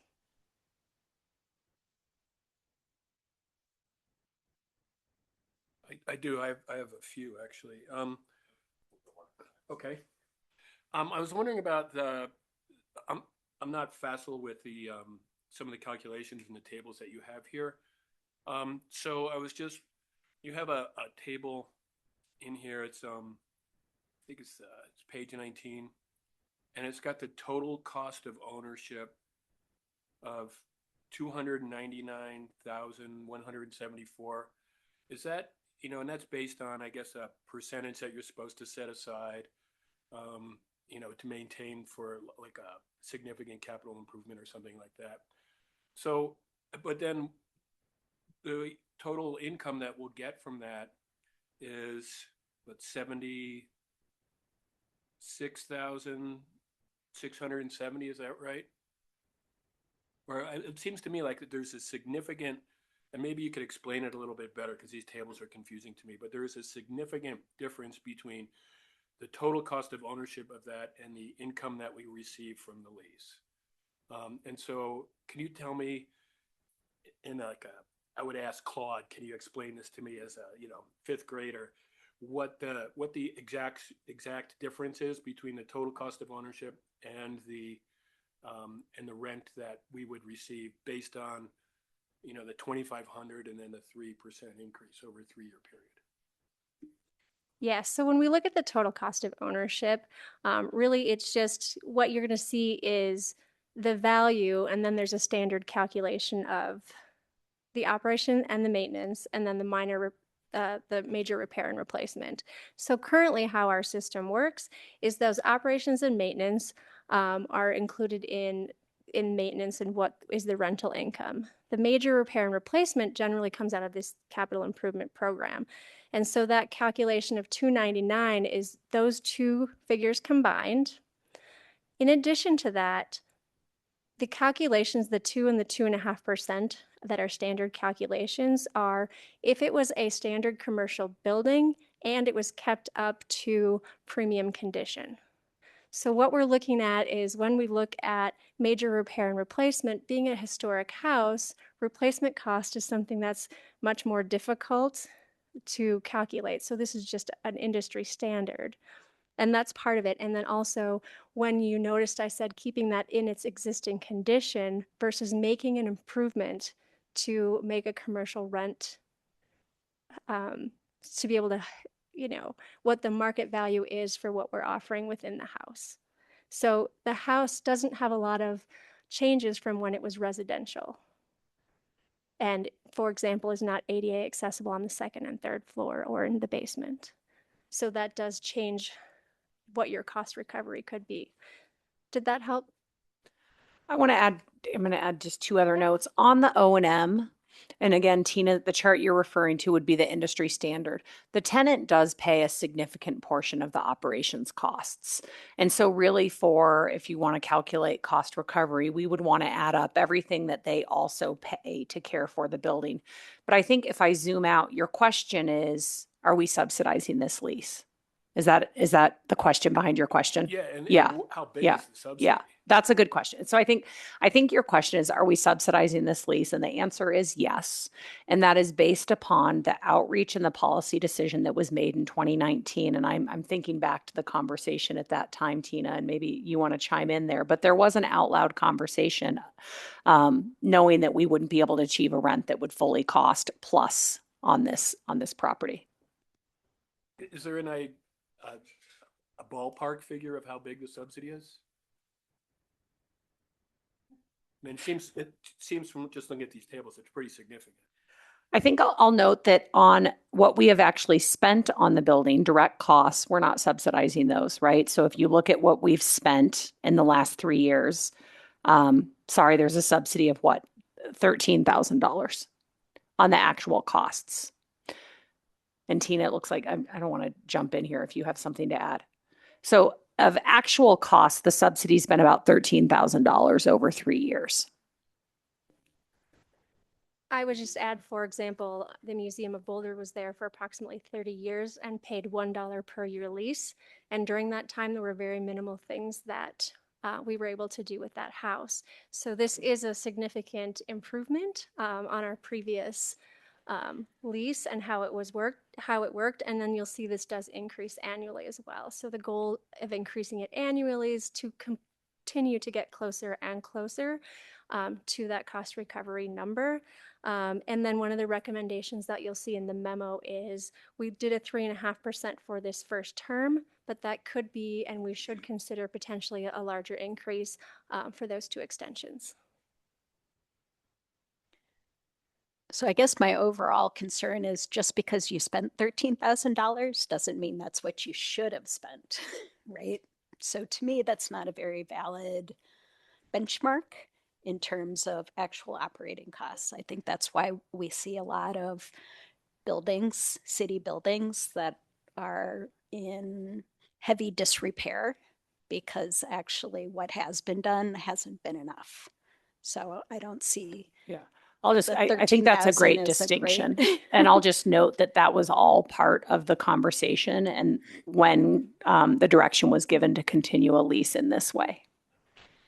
And I guess, yes, something is better than nothing, but I actually don't think using a benchmark that the Museum of Boulder used to pay $1 is a very good comparison either when you look at the rest of property available in the city that is available at a much higher market rate. I get that this organization is doing great things. I mean, my daughter even did a women's wilderness thing one year when she was younger, and I think it's great what they do. But to me, there does seem to be a significant subsidy. At a minimum, it's this $133,000 versus what, 89, or well, actually the remaining uncovered expense is 89, right? I'm looking at slide or page 19. And that doesn't even include, it's a little interesting to me that municipal accounting puts capital kind of in a different pot when we actually have to ask for money to spend capital. And that wouldn't be part of the equation where you're looking to cover your operations and minor maintenance, but really you should be setting aside funds to do some of the other things, especially surprise projects like the broken pipe, I think was an issue. Wasn't it a broken pipe that I read about? Because old buildings tend to have things that break more. Very old historical buildings. So I'm concerned. I get, it's a great organization. They're doing great things, which are also consistent with the priorities of the city. But to me, this seems like just a very big subsidy. And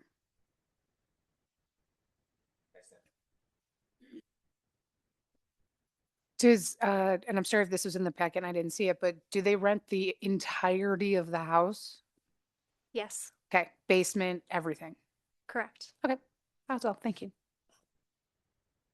Okay, I guess first, just so that I'm just going to restate it and you can clarify if this wasn't correct. So the rent covers the ongoing maintenance that we would have to pay throughout the year, but the rent is not enough to cover what would be, that percentage that we should set aside for a building of that size to do some of the like long-term maintenance that could come up.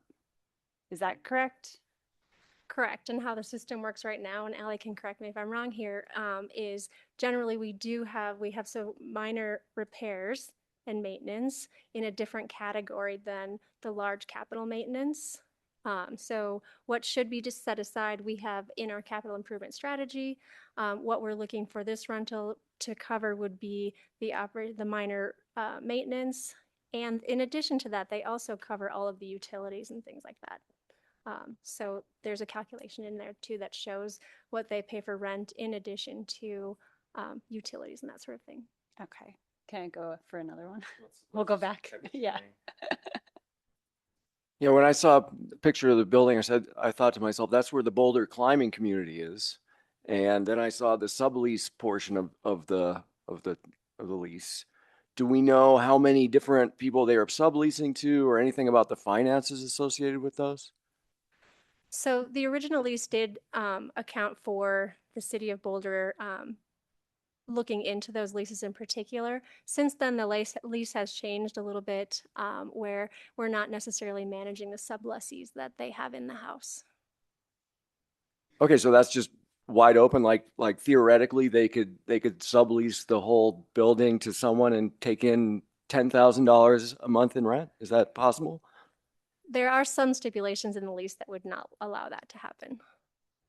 Okay. They have rooms that they sublease for offices for other nonprofits, and so there are some guidelines on how they sublease and who they sublease to. Okay, thank you. Michael, do you have anything else? I do.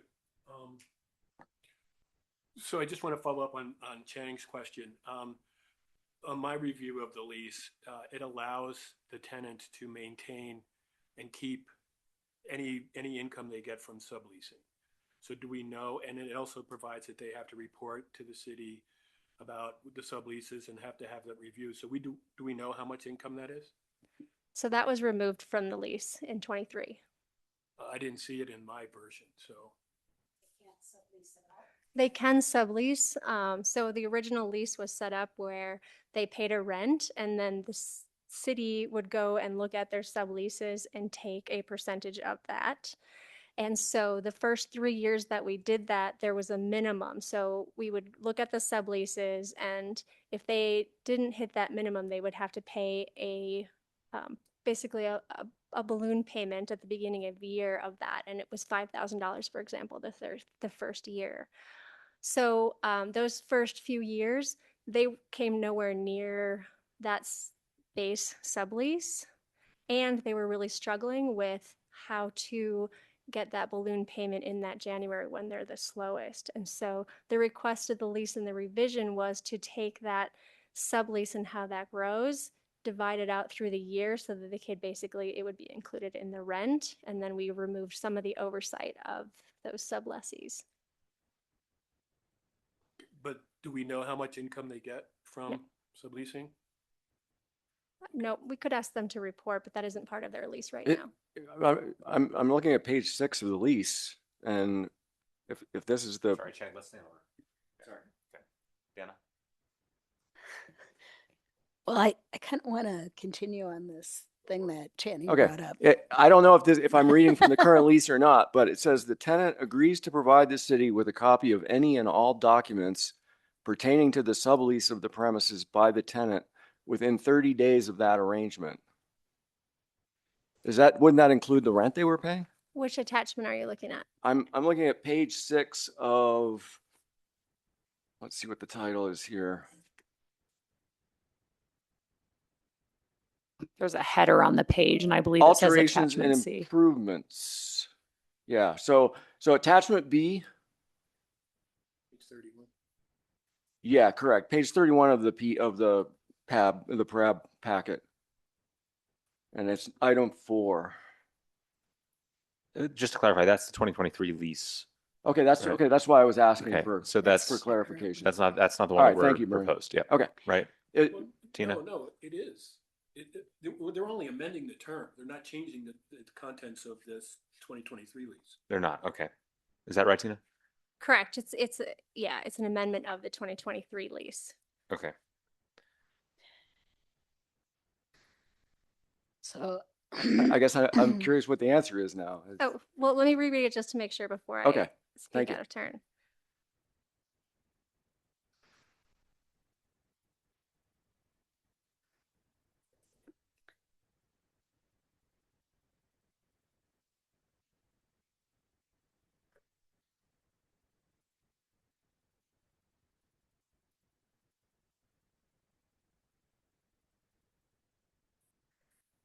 Correct. Okay, so we could require them. We could ask them to send them to us. It's a may, not a shall.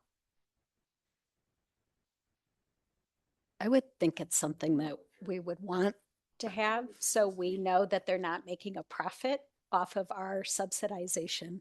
Sure. No, I agree. And that's actually, I mean, that's a great comment, and that's something, we can, address before we go to an action. Because this seems like really, really favorable rent. If I think of what people are paying in rent, and even worse, commercial space, what people would pay in terms of market rate, that this is super favorable.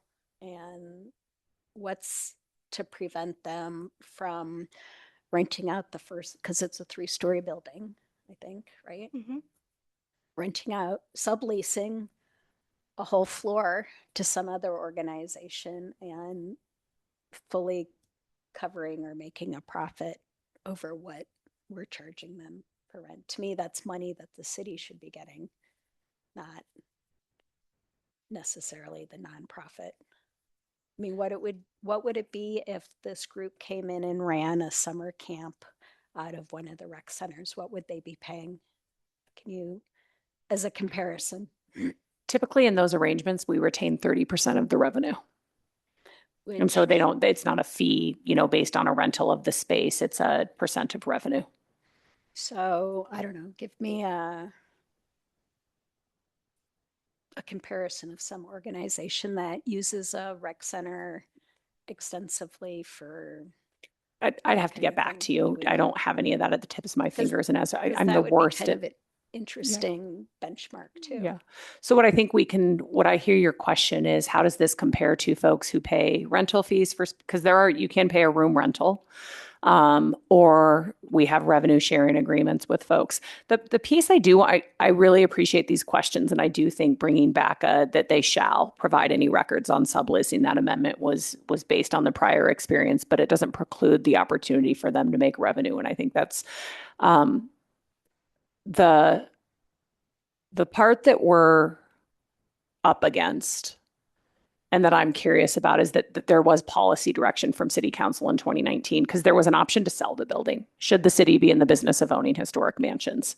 And there was a significant community engagement about this. And one of the key findings of the engagement that aligned then with the ensuing council direction in 2019 or 18?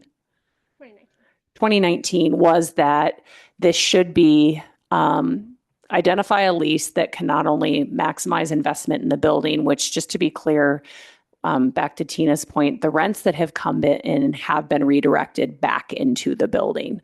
And so there's an accounting of, and I know I saw it in one of the memos to me, and I don't see it in the memo, but the projects that, so Dana, to your point about historic mansions and things failing, those rent dollars have gone into the facility, and there is a list of preventative maintenance based on the condition assessment that was completed with the historic places plan. And so that doesn't preclude stuff from happening like pipes bursting at the East Boulder Community Center or HVACs, but we really have been able to get ahead of that maintenance with the rent dollars. So I wanted to clarify that point because you mentioned the accounting.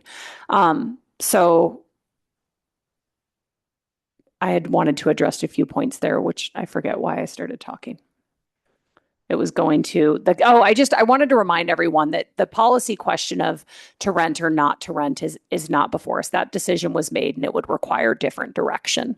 And so we would like your feedback on a lease to bring back to you that we then will have to negotiate with the tenant to terms that they may find favorable. If we don't come to terms, then we have an empty building and a whole new process and conversation. And so I wanted to frame that in terms of we're going to take your feedback and we'll have to go negotiate again with the tenant because this lease represents conversations to date. Okay, I've lost track of our order. Who has questions remaining? Kira, why don't you go next?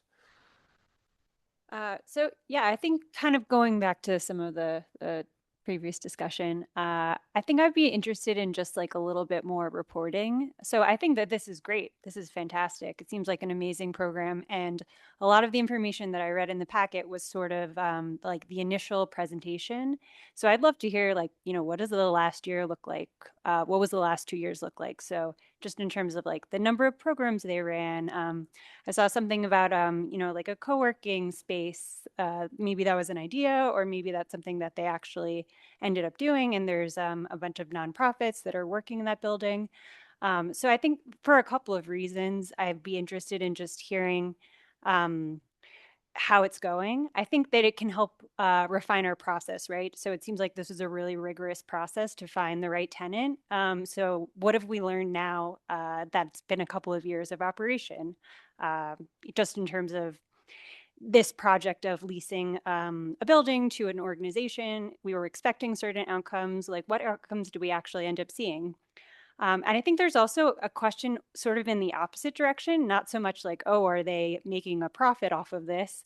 But I think the opposite question could also be, so if we increase the monthly rent over the next couple of years, is the program just getting by? And maybe they would even have to like close operations because, their margins are so thin. So even a small increase would mean that they couldn't be operational, or they would have to reduce their levels of services.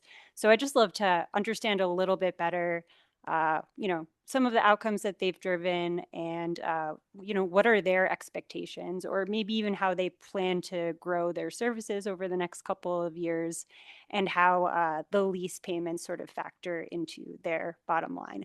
I wonder if this is like a little bit too detailed in terms of managing then like a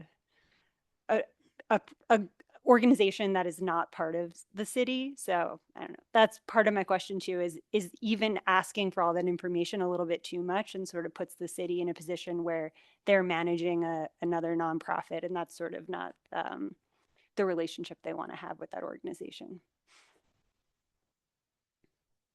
I think to a certain degree that they are a nonprofit organization, and so I think some of that reporting and detailing is likely available. So I can definitely check in on that and get some of those answers for the follow up next month. That would be great. Just a couple observations. I noticed the rent is proposed to increase to $2,500, but that's only $75 a month over the current amount, which seems incredibly small because the previous 3 years increased by more than that each year. So I think, there's no doubt in my mind that this organization is a great organization and contributes to the community and is very important, and would be great to have maintain that relationship. But I do think we need a little bit more information, and maybe to see, as Kira pointed out, what would be an impact of, increased rent for this that may better reflect the building, especially the, what is going on now with the city with the maintenance of, at least a $400 or $500 million backlog of maintenance, unfunded maintenance. And I did note that according to the 2021 facilities master plan of the city, the building was rated a D and had some significant E ratings as part of the 6 criteria that it evaluated it on. So I think that was important to me. And, at a time now when the city is actually talking about selling some of its assets, this may be one of those that they're interested in selling at, the value of like $6 million plus. So I think we should have that in consideration when we're evaluating how or if we're going to approve this going forward. There was the process in the 2019 City Council packet that we did consider selling, keeping it as offices, or leasing. And we did get City Council direction that we should lease it. And so that, I think, would take a bit more to change that council directive. And I'm not sure exactly what that process would look like. But that was a decision made in 2019.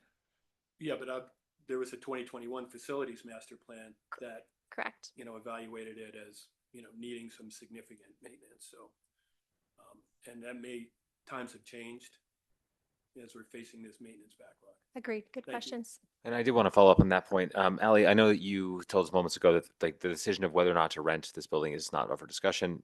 Heard you. However, does fall to us to approve this lease or not. So I think we're all hearing significant concern from the PRAB. What happens if we don't approve this lease? Yeah, that's a good question. And I wanted to clarify that, that whether to rent or not is not the question tonight or even in September, right? That there was previous policy direction that this lease implements. If the board decided it is your purview to approve or not leases of parkland, if the board decided not to approve the lease, I believe I'd have to double check. Most leases revert to some type of month-to-month language, and I believe this one does also. That would be our status while we pursued additional policy direction. What that would require is putting it on the work plan, which would be identifying a plan or time. Tina facilitated this process in 2019. It required significant community outreach. There is a lot of interest from neighbors and other community in this facility, which is why, which supported the council direction to lease the facility. So we're looking at a whole new planning project.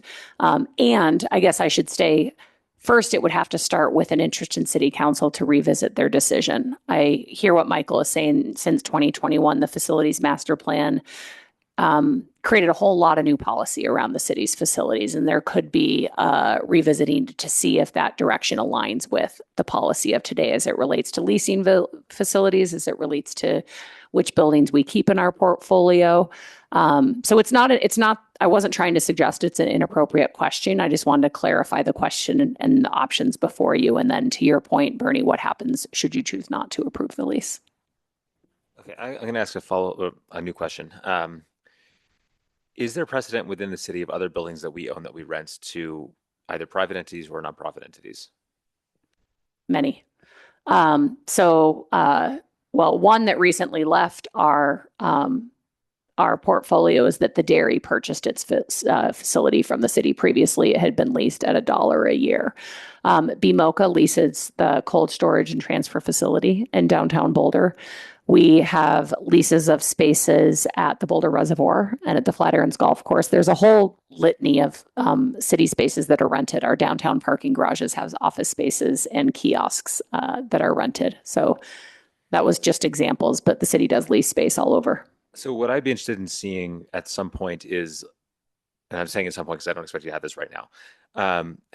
If we look at this lease on a per square footage basis, how does this lease line up with others? And I'll just say, like, I don't necessarily see a problem if we're renting a building to a nonprofit and the nonprofit is subleasing parts of it and making money. That's fine with me. In fact, I think that's a great service the city can offer. However, I would expect there to be some kind of consistency, or at least a consistent framework that we apply citywide. I believe one of the findings, either of the 21 facilities master plan or even just of the work since, is that there is great inconsistency citywide. And this is a desired work plan item for city staff to look at, making it more consistent, because it's really not fair to folks in the community. When is there, you hear us talk a lot about how we measure community benefit and how we're thoughtful about subsidy. Leases is an area where it's inconsistent. The Pottery Lab is another example, right? The city owns the historic fire station up on the hill, and Groundworks Pottery Studio leases that space. It looks like Mark wanted to add something. Thank you. Yeah, thank you, Ali. I just wanted to add that I think what you're saying is, can we explore this at a larger scale? And it's true, because the city for a period had a $1 a year rent sort of across the board. Maybe that was a decade ago. Obviously, costs have increased, and there's been a lot of research on total cost of management, as in, yeah, we're maintaining this thing, but what happens when we have to replace it? We don't currently have the budget across the system for full replacement. And we know that, we could come back to you tomorrow and say, we need an extra 10 million to replace all the play areas, all the courts, etc. But we can maintain them. So that's something we're really diving into. We do have it on the consent agenda, and it'll probably be a matter for discussion that we're going to start the park system plan in the fall of this year. That park system plan will look at total cost of management across the system and what we prioritize and what are our service levels. So that'll be a chance to take care of this holistically as we dive into it. So there's a little bit of catch up we're playing, in all honesty, but that's all the departments are, and all departments across the country are doing that because cost of replacement has become so high. So we need to track it better and manage it better. Thank you for that, Mark. One caveat, though, what the park system plan will not address is lease inconsistent citywide, and I will offer that as an item for the 27 work plan as we coordinate citywide. Yeah, I was just going to say, we talked about how this seems like a subsidized deal. If I go back to the very first sentence or paragraph of this backup documentation, it says that the city council, the intention and the direction was full cost recovery, and that isn't what's happening, right? So we're already not meeting I can go look at the page. You look confused, Allie, about that comment. You are correct. The original. So we're already not meeting what the city council laid out as kind of They did lay that out as the direction, but then in the follow-up, when they accepted the lease, there is verbiage in there that says they realized it wasn't going to cover those. So you're right. The original council direction was that, and that balanced with the community benefit, they made the decision to accept the lease at not cost recovery. Just a little clarification is all.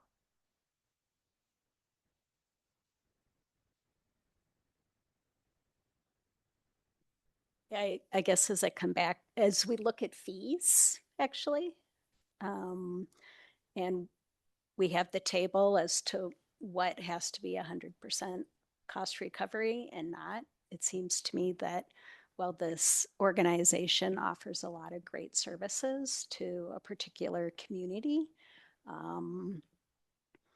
that I don't know if it's even consistent with what we're looking in terms of setting fees for access to other facilities. I appreciate that. I'd love to ask the board a question. First of all, I am very grateful for these questions because they convey to both staff and the community that we are all paying attention to what it costs to deliver services and how carefully we have to allocate subsidy. And that's the conversation we need to be having.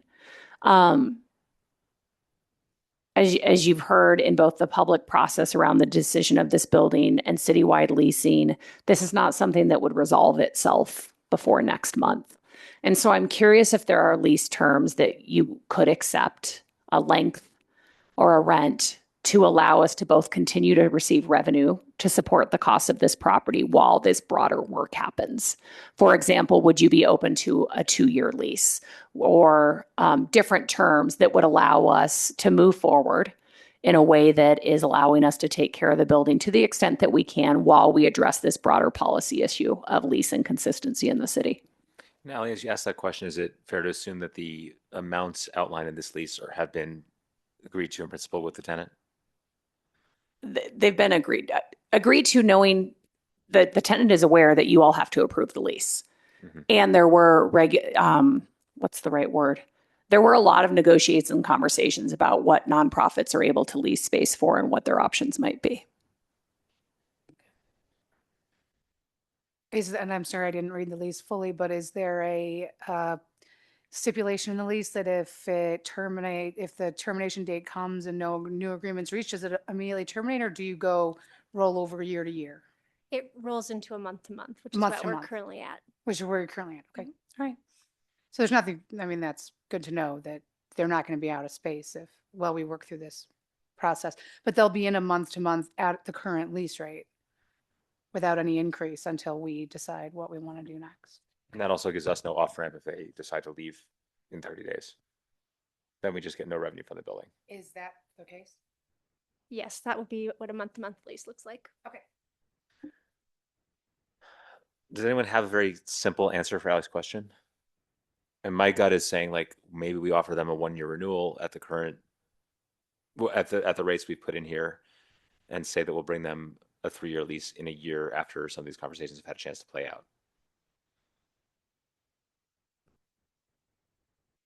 What does PRAB have to and not have to approve? So if it's a 1 year, we don't have to approve it, but if it's 3 years or more, we have to approve it. Is that right? Anything between 1 to 3, PRAB must approve. Between Anything 1 greater than 3 also goes to city council. So even if it's a 1 year, then If it's less than a year, if it's 364 days, it does not come to the PRAB. okay. I would note, just on the 1 year piece, I want to note that it's August. We do work planning in Q4. Our current work plan, we might be able to support some of this in 2027, but to look at citywide lease consistency requires interdepartmental collaboration, and I can't guarantee that it would be on the work plan in 2027. There is a significant amount of work citywide. And so I please, sir, can we have some more? I'm thinking, could we consider a 2-year lease? Okay, let's take a. Like, what's can we pull an Aaron Braga and straw pull it? Like, That's what I was gonna if say. we end up Yeah. where we are right now, what would everybody do? Yeah. Right. So do you want to take it? Sorry, I didn't mean to steal your straw pull thunder. So who on the PRAB would support this lease as we saw it at the beginning of the meeting? 3 years, 3-year extension. I probably would too. Anyone else? Well, do I have the option of it 2 years? There's Yes, that's the next question. This is just the first question. Yeah. So if Would you do? Remember microphones, please. okay, who would the prefer? problem is I'd prefer 2. So sure, Okay. maybe I would if 2 was totally off the table, but I think 2 is Preferable. Okay, so who would Yeah, support a it's something I would support. 2-year lease? Kira, Yeah. Jenny. Okay. Okay. Dana, what terms would you support?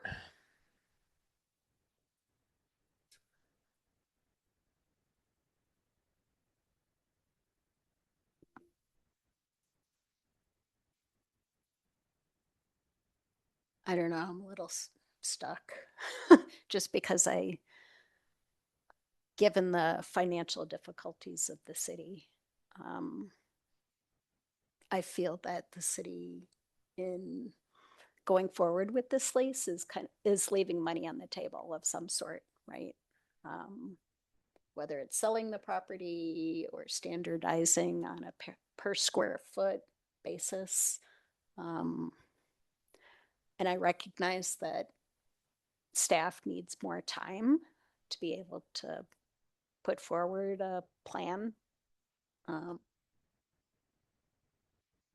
Is it a majority that has to vote? Like, Yeah. it just majority approves the lease. It's not like unanimous. Right, simple majority. And I would remind everyone that we're not voting tonight. So maybe I could support a 2-year, but no wording around potential extension beyond that, because I think there might be material changes and we wouldn't want to set any sort of expectation that rolling it over or extending it the next time isn't going to look materially different. What about you, Michael? What terms do you want to see? So I unfortunately, I was wearing my lawyer hat when I looked at this, and I think that there's problems with the lease as it is, the 2023 lease, to the extent it's some of those provisions are going to remain. So I would support a 1-year extension with the 2,500, which I believe is less than what the rent had increased by each succeeding 3 years.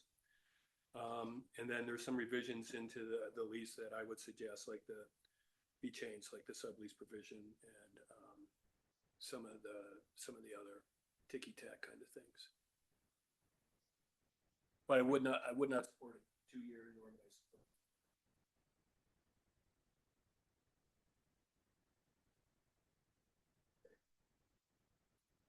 So the question is the direction to give staff. Yeah, so we need to tell our hardworking partners on the city staff what to do.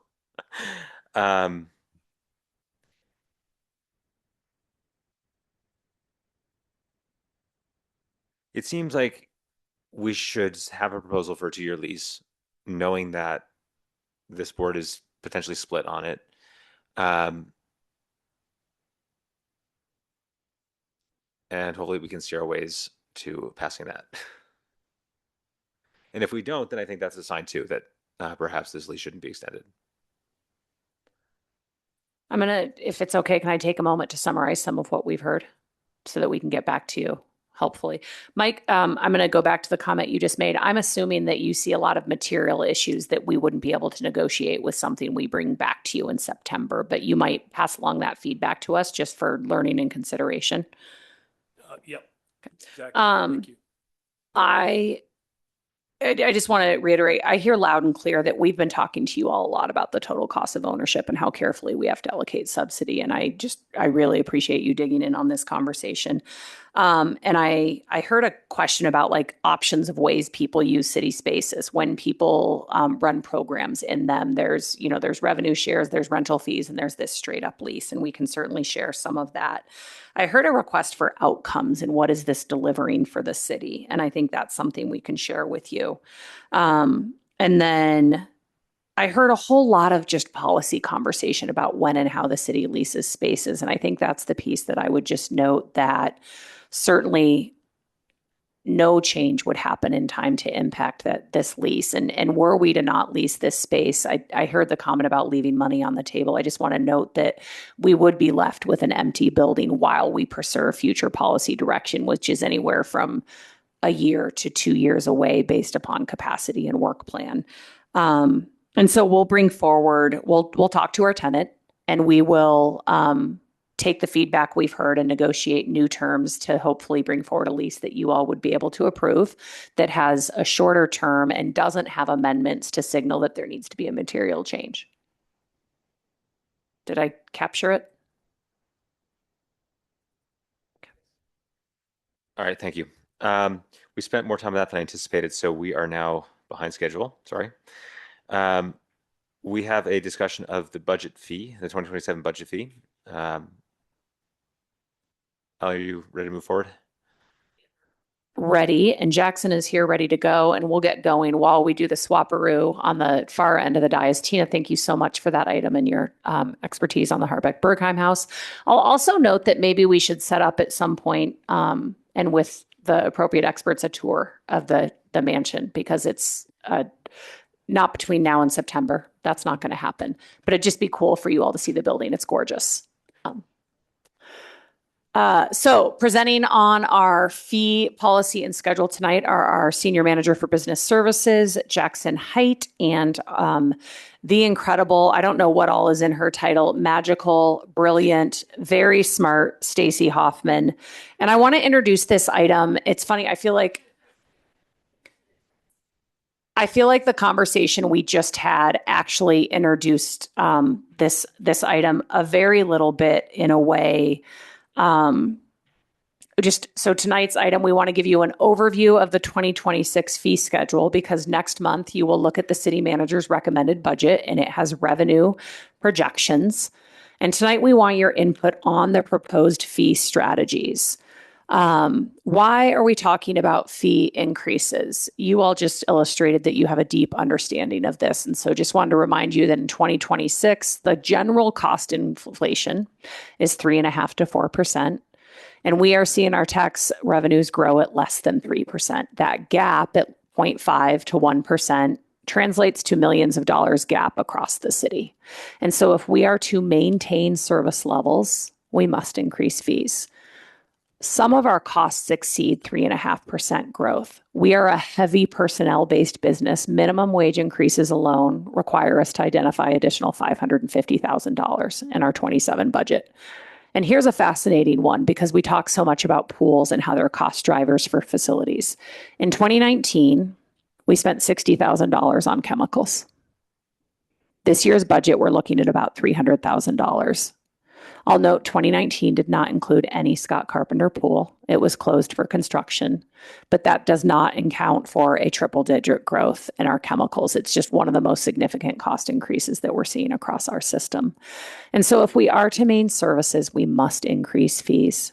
And the other thing that I wanted to share with you, and this actually ties really closely to what Mr. McKeough shared at the beginning of the meeting.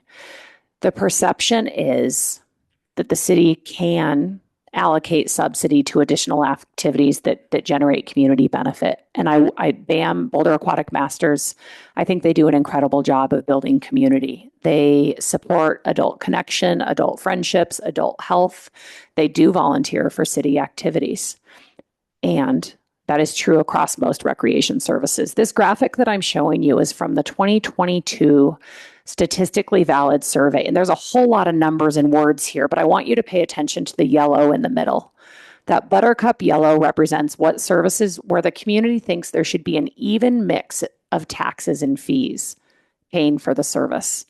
At the very bottom are advanced or specialized activities for adults. Even there, we have community members who think taxes should pay for half. In our current funding levels, there is no subsidy for adult recreation because it is all allocated to the very top. It is allocated to supporting programs for children and teens with low income.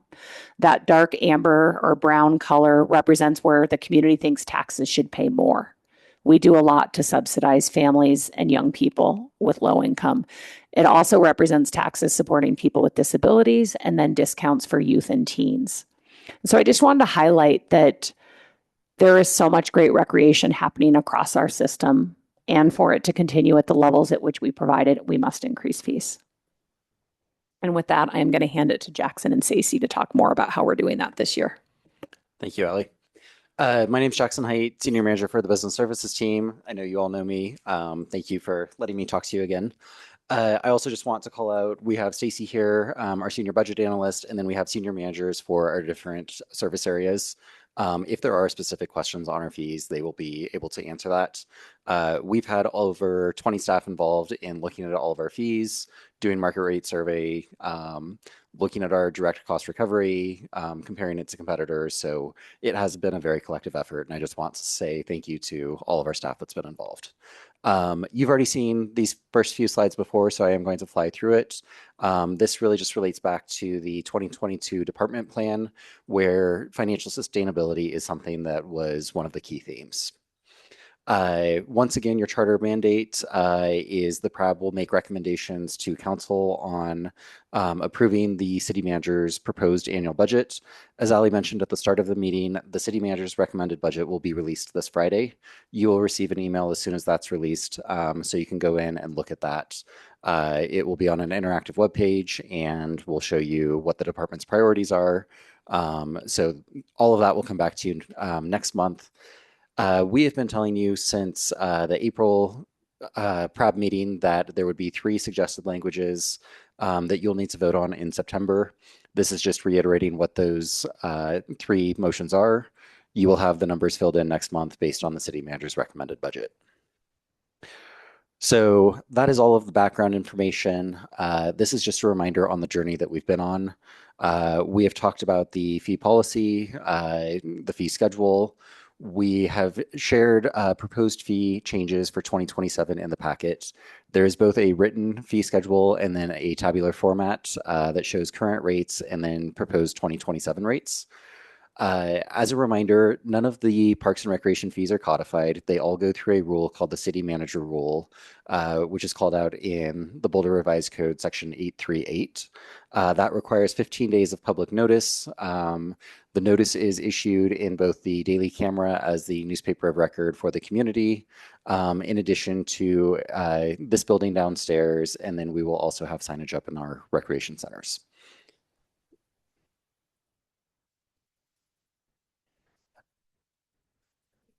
Go ahead, Jenny. So my question is with what we're reviewing tonight, because it's city manager action, when we vote in September on the budget, we're not voting for the fee increase. You are not directly voting for the fee increase, but the budget that is proposed by the city manager assumes all of the fee increases are going into effect in the revenue. So if we are unable to generate that revenue, it would mean we would need to generate the revenue elsewhere or find decreases in expenses. And I understand. I'm just kind of asking in general, we're hearing what this is tonight, but we don't formally make action on this. Correct. Just on the budget as the budget. You're being asked to provide input on the proposed fees. You will only take action on the budget. Okay, thank you. And then finally, all new fees go into effect January 1. We have gone with a calendar year basis just for ease of communication and consistency. Just as a reminder, Ali already covered it, but the 22 department plan identified community pays, or I'm sorry, where the community benefits taxes support that, where the individual benefits user fees support that. Obviously, we wish we could subsidize everything, but we just do not have enough funding across the board to subsidize at the level the community wants. This really gets into our subsidy. You can see we have a chart going back to 2019 showing revenues and expenses. That line along the bottom is the amount of subsidy that's received from the general fund to support our 4 priority populations. That's age-based discounts for older adults and youth. It is our financial aid program. It's our expand program for people with disabilities, and then our YSI program for low-income families. So those are the 4 priority populations. They were called out in the 2014 department plan and then reaffirmed in the 22 department plan. As you can see, based on Ali's comment, the increase in revenues and expenses is shown here. We have had to generate additional revenue to support the increase in expenses.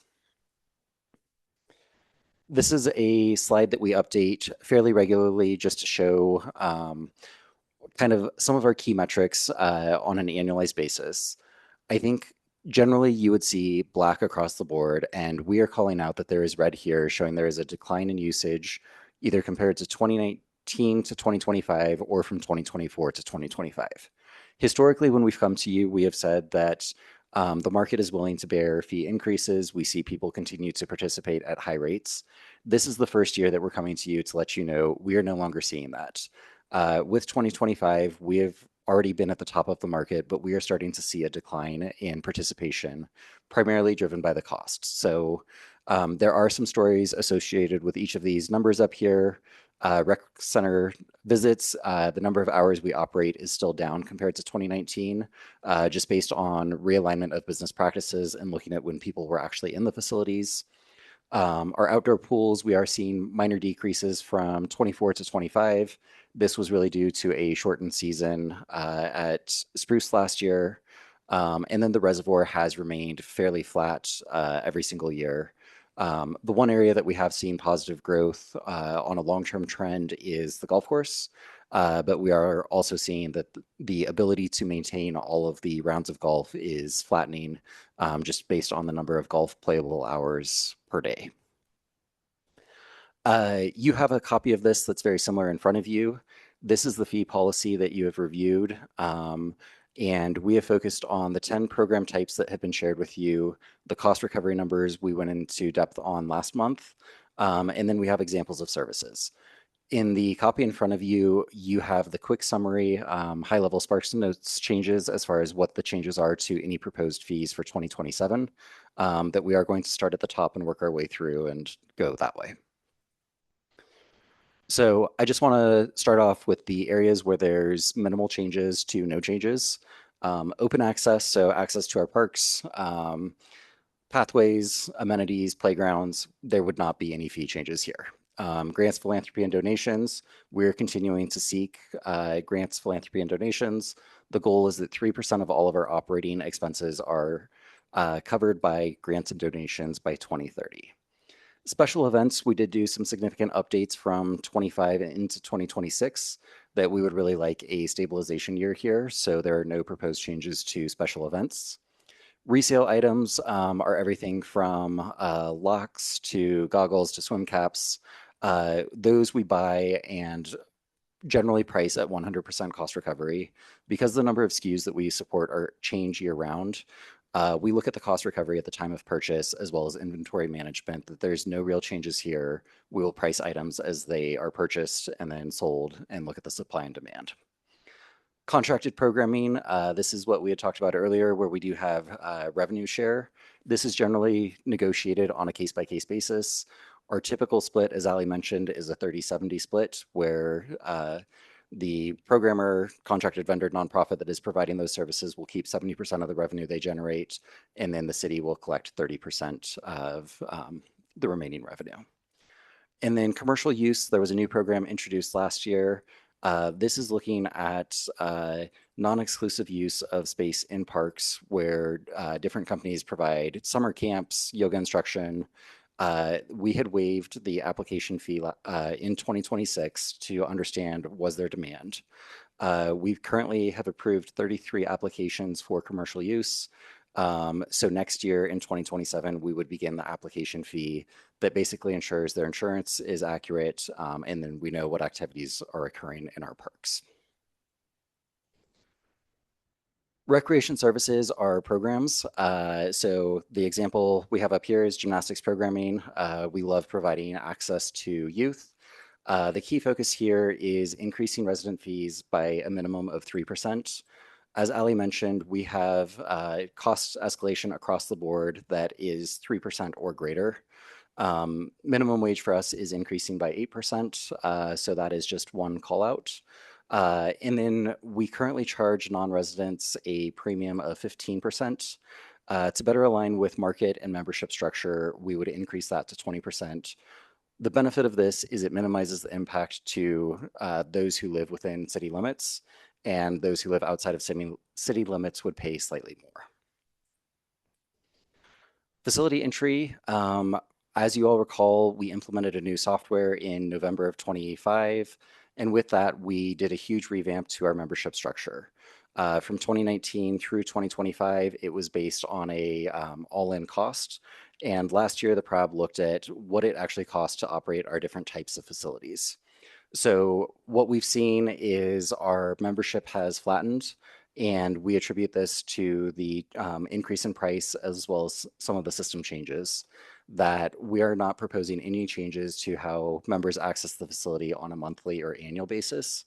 What we would like to do is offer a 30-day paid in full option that is at a slight premium.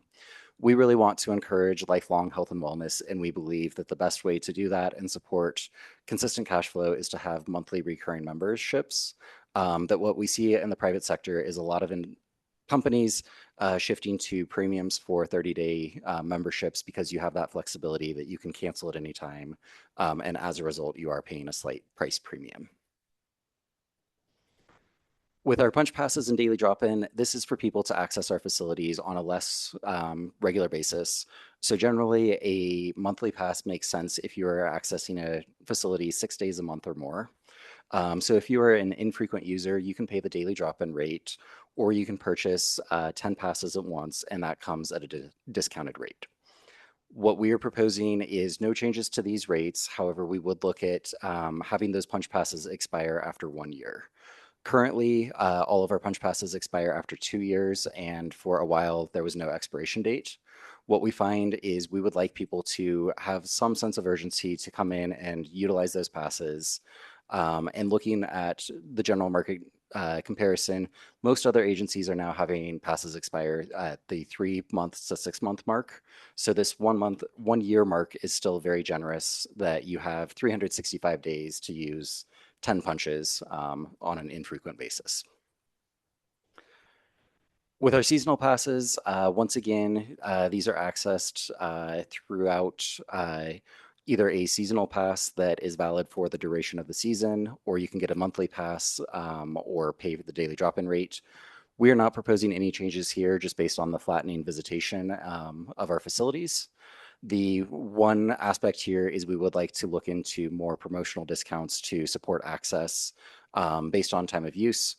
We did run a outdoor pools, 2 different promotions this year, and those were very successful with high utilization. Something that's not called out directly on the PowerPoint, but is called out in the memo, is the rate that is published in the fee schedule is the maximum rate that the department can charge over the course of the year. We have the ability with the director's approval to run promotions and discounts that are lower than that. But if you look at it, about 40 to 50% of all fees that we collect are at a discounted rate over the course of the year, whether that's volume-based discounting, promotional discounting, or age-based discounting as well. Flatirons Golf Course, this is expected to operate at 100% cost recovery. The key change here is looking at dynamic-based pricing. What we see currently is the peak times that individuals want to play are generally before noon. You can get your full round in. It's nicer weather, cooler weather. That dynamic pricing would look at the supply and demand of the green utilization and charge a higher rate for those times that have greater demand. What we see right now is there's a lull in activity from about 1 p.m. till 4 p.m. Every day, because that is a less desirable time. So that would be at a lower rate, whereas the morning hours that are more in demand would be at a higher rate. We are seeing this across the board with all municipal golf courses, as well as private sector. I'm going to call it the Uberization of golf, where it's just supply and demand trying to balance it and maximize the amount of playable hours that people are on the course. Once again, we are below market currently for the golf course, that this is really bringing us in line with what other competitors and public agencies are doing with their courses, and would bring us to about mid-rate in the market. And then finally, for rentals, this is access to our sports fields, park shelters, indoor rooms, and then aquatic lanes. We're looking at approximately a 10% increase for our premier access facilities where there is individual benefit. This really is passed along to user groups instead of individuals, and really accounts for that cost escalation that we talked about in minimum wage, the chemicals, and the cost of operating these types of facilities. We did try to maintain smaller increases or no increases for satellite fields, and especially those that are serving youth. So you will see that called out in the fee schedule, that we didn't do a blanket across the board 10% increase on everything.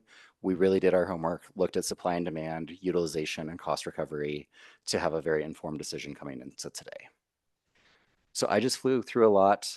This is the first break we're going to take, and just see if there's any questions from the PRAB.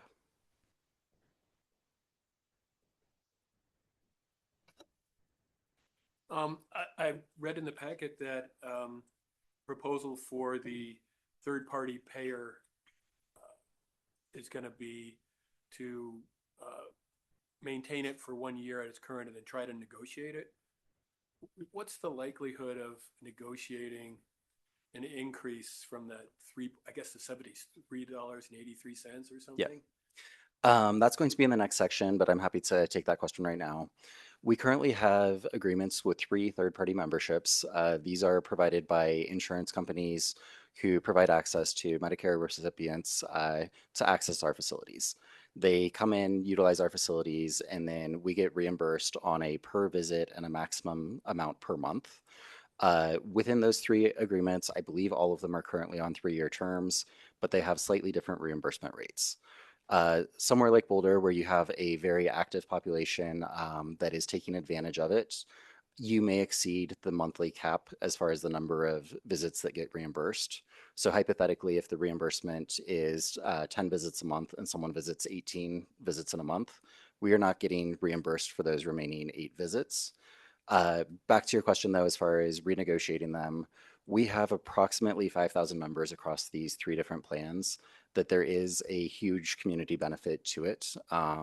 We have seen the largest growth in memberships and utilization across our older adult population that's relying on third-party memberships and then our financial aid recipients. So this is an area that we really want to have ongoing conversations. I think your question is $3.83 is not a lot of reimbursement when the average older adult is paying closer to $10 or $11 a visit. It is something we're going to try and negotiate. Part of the benefit of looking at it on a 1-year term is similar to your previous conversation.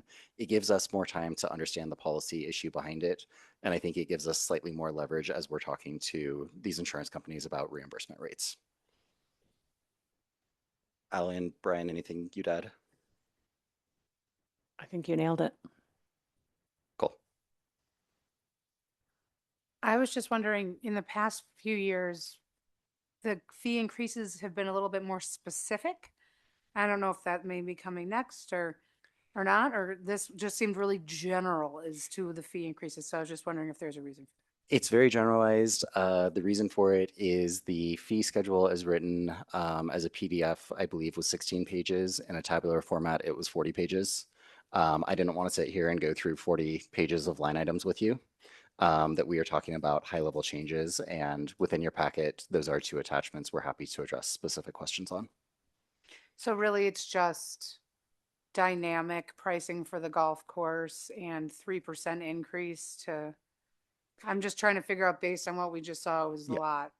This was just the first half that I'm going to say are the minimal changes, easier to talk through. We still have some more proposals that are a little bit more in-depth. I think there's also is an appendix where it's like the fees are redlined so that we do have the details.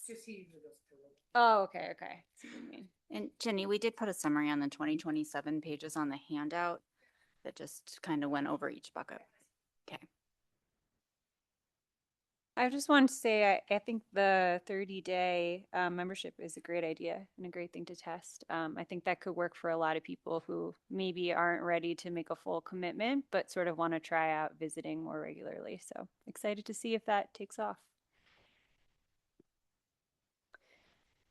I'm wondering if there's been consideration of changing the age group categories. Just as we talk about general things, as like the Social Security kicking in now at a later age, has there been consideration of maybe bumping up the senior group to 62 or 65 in order to get some additional fee, especially since that older group is really probably the biggest volume of users, as I understand? Yeah, I'm going to answer the youth first. With youth, last year we changed the age of youth from 19 down to 18. And then anyone over the age of 2 we also include.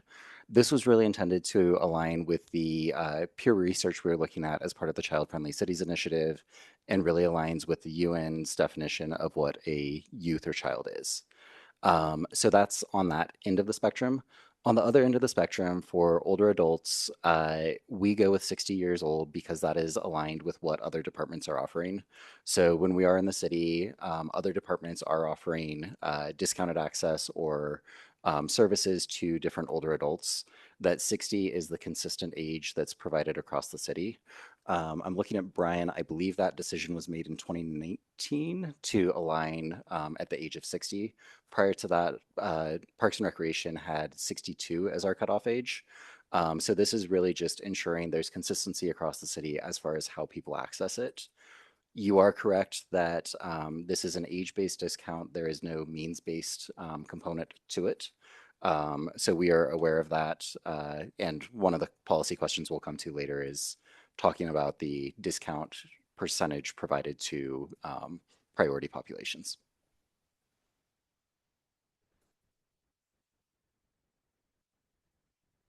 Okay, cool. So regarding subsidized access, this is an area where we are looking at some of our significant changes. As I mentioned, volume-based discount, age-based discounting, it is a way for us to discount from what I'm going to call the rack rate. We base the rack rate off of what it costs us to hit 100% cost recovery for a single visit for a resident adult. So we're going to talk through the non-resident rates, age-based discounts, and financial aid. As I mentioned earlier, your input here is very helpful for us to have some clear policy direction as we come back with proposed changes next month when you have the action item. I do want to call out this chart from the 22 department plan has within a fiscally constrained environment what we would do for both facility access and financial aid. Financial aid really looked at maintaining the level of service, relying on grants and philanthropy. And then the facility access talks about continuing to increase base costs to fees to cover the full cost recovery while still maintaining discounts for youth and older adults. So the first one is really looking at our non-resident premium. This is specific to programs. So currently, non-residents are receiving a 15% premium compared to residents. The recommendation is to increase this to 20%. So if you are outside of city limits and registering your kid in a gymnastics program, it would be at a 20% premium instead of 15%. This really aligns with what market conditions show. We found that some agencies go as high as 50% here. 20% seem to be the most consistent. So this really maintains access and affordability for those who live within city limits and prioritizing that as our general population we'd like to serve. It really varies across every program type, but generally speaking, we have about 80% of all program spaces are filled with those who live in city limits, and then the remaining 15 to 20% live outside of city limits. For age-based discounts, we currently have different discounts provided, whether you're at an indoor facility or an outdoor facility. So indoor facility would be the 3 recreation centers, outdoor facility is the 2 pools. Currently for older adults, that is 25% and 20%, and for youth, it's 40% and 25%. This is an area that we would ask for the PRAB's input on.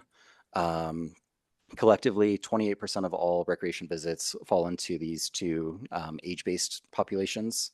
And what we've seen, as I mentioned, is our older adult population is where we are seeing the fastest growth across the system.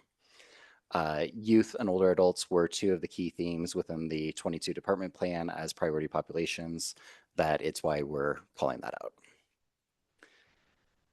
So there's 3 approaches that we have identified for age-based discounts, and this will be something in the questions we would love to get your input on as far as a preferred approach. And these 3 are simplified up here. I'm going to acknowledge this is very small print. The first column is option 1, which is status quo and maintains those discounts. The second option would really align the daily drop-in. So this would create consistency in the discount received for those who are doing the daily drop-in. Right now, we have different rates on if you're doing a daily drop-in at the outdoor pools versus the recreation centers. And then the third option would create a consistent discount for not only the daily drop-in, but all of the other associated membership types. So that is our monthly, seasonal, and annual passes, where that discount would respond accordingly. Currently, we subsidize approximately $560,000 a year under the status quo. If we were to go to the far extreme under option 3, that would result in a subsidy of approximately $420,000. What we don't know is how many individuals would be deterred because of the increase in price, that we don't want to say this is correlating to an extra $120,000 in revenue. There is going to be some loss of participants that would be anticipated, that we are just comparing this subsidy to subsidy dollar amounts. With our financial assistance program, since the program has existed since 2014, in 2018, with the passage of sugar sweet beverage tax, it was expanded to go from 50% of the cost was covered by the individual to 100% of it was subsidized. So individuals are not paying for anything if they are on financial assistance. There is a benefit cliff that occurs at 60% of AMI. AMI refers to the area median income. And with that, anyone who is financial aid eligible receives a membership pass that's valid to all 3 rec centers, the 2 outdoor pools, and Boulder Reservoir for that calendar year. In addition, we provide 50% off registered programs up to $500 a year. You can see based on this, the majority of users are relying on the financial aid program, which we call Requity, to access the facilities and self-recreate, whether that's swimming in the pool, going to a fitness class that's a drop-in class, or just hanging out in the cardio area. So in 25, there was over 3,700 people enrolled. This is 77,000 visits. So 13% of all rec visits were by individuals in the Requity program.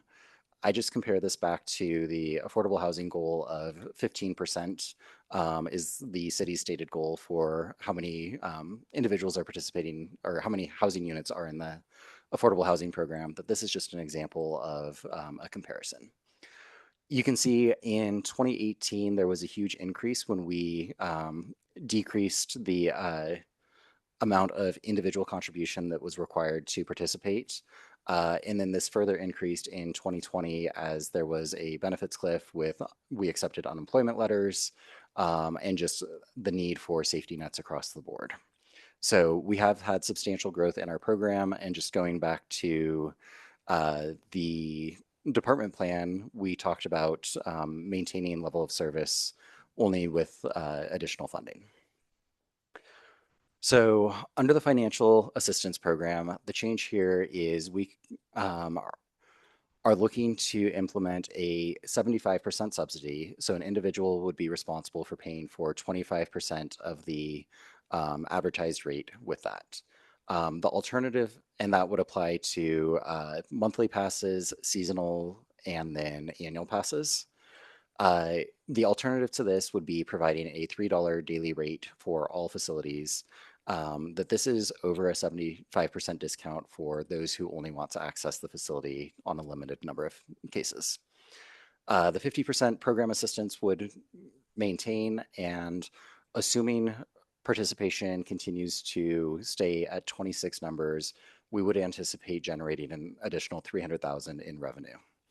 Once again, this assumes that there is kind of a flattening of growth, and everyone that has participated in the Requity program would continue to participate. The equity concerns are there are substantial barriers to access that this is creating, but given the growth in the program, we would really want to see if this is able to create some opportunity to have some buy-in in the program, generate moderate additional dollars. And what we've seen is we can no longer increase the price for those who are willing to pay full price because of that price sensitivity and declining membership numbers. And then, Michael, to get to your question, third-party memberships, this is what we're focused on. Older adults now account for 23% of all visitation. It does bring in $3.83 a visit. I'm impressed you had that number memorized. So this is something where we do go through reimbursement after the fact. As an individual shows up in a recreation center, we do ask for their insurance number, they're sold a pass, and then monthly we have to provide reporting on how many times they utilized each of our recreation centers. As you can see, this $3.83 is significantly less than the $11 that is the rack rate for an older adult. The goal here is to do a 1-year renewal period. We believe that this will help us with negotiations with those 3 different companies. I will call out, we have seen significant changes in those companies, that one of those only has about 50 members at this point, that just based on the administrative burden, we may no longer try to negotiate with them and try to find an off-ramp for those individuals into a different program, just as far as an ease of administering it. So I just flew through a whole lot. This is another break for questions, and then we'll get into the questions for you all.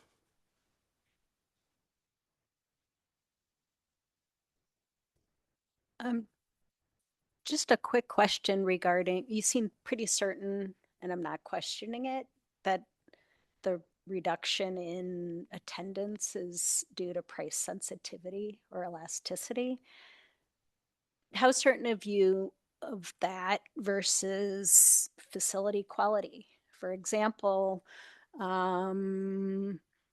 my husband went and played golf last week, and his friend was saying how he preferred to play at the course in Louisville because the putting green or the chipping green had real grass instead of turf, for example. So that's a person who is probably paying about the same, and it's not a factor of price sensitivity as much as facility quality or offering or something like that. I think with this, part of it comes down to individual personal preference and what people want to spend their money on. What we do look at is anyone that's canceling their membership, we are asking them a question as far as what is your reason for canceling? Is it that you got a new membership? Are you no longer interested? There's about 6 consistent responses we generally get. We don't have all of that aggregated data together, but generally what we are hearing from our front desk staff is the price sensitivity across the board. I think when you compare it to the cost of going to a movie versus going to a pool, that becomes a question for some people. That's an example that we've heard. And then also just since 2019, we were charging $7 an adult to access our facilities. 7 years later, we're now charging $15, that we have doubled the price in a 7-year period. I get that everywhere has prices increasing, but we feel as if we're at the top of the market. As you remember, last month, we did provide the market rate survey. We are approaching what private entities are charging. We're nearly on par with the YMCA, and we are significantly higher than other municipalities. I think an anecdotal comment is we have heard from surrounding municipalities to the east that they are seeing more Boulder residents, and that's actually where their fastest growing population is. If you look at the price difference, I believe Louisville is $7 to access a facility right now. It might be $8. We're at $15. So there is the price sensitivity, and we would rather capture those people and keep them in Boulder to recreate at our facilities.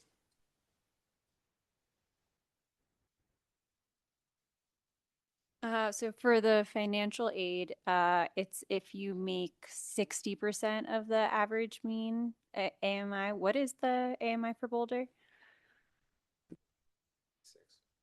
Stacy was prepared, so she gets all the credit here.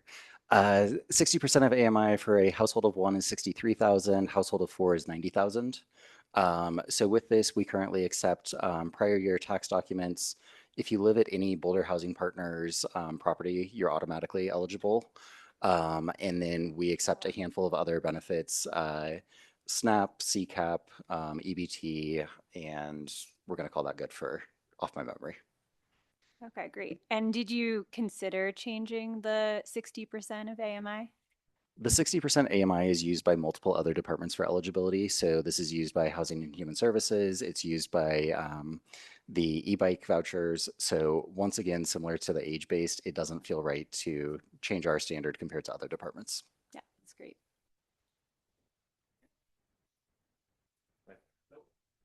Anything else? So I have a question. If you have a financial aid person coming in and paying a daily rate of $3, how are they showing that? To me, it seems like it would be a little different than having to provide your tax document from last year for an annual pass or something like that. What are they using to show financial need? So with our financial aid program, we open the application period every November. And during that time frame, you can apply. So all of those eligibility requirements that I mentioned, we see about 60 to 80% of all applications come in between November 15th and the end of January. Once you have the eligibility verified by our staff, that remains on someone's account for the next calendar year. So when you go into a recreation center and provide your name, I would say I'm Jackson. Our staff can see on the back end that there's financial aid associated with your account, that when you go to pay, it just comes in as a financial aid visit, and that's the rate that shows up. Very technical answer, but we try to have as much dignity as possible that you apply once, it's valid for a calendar year.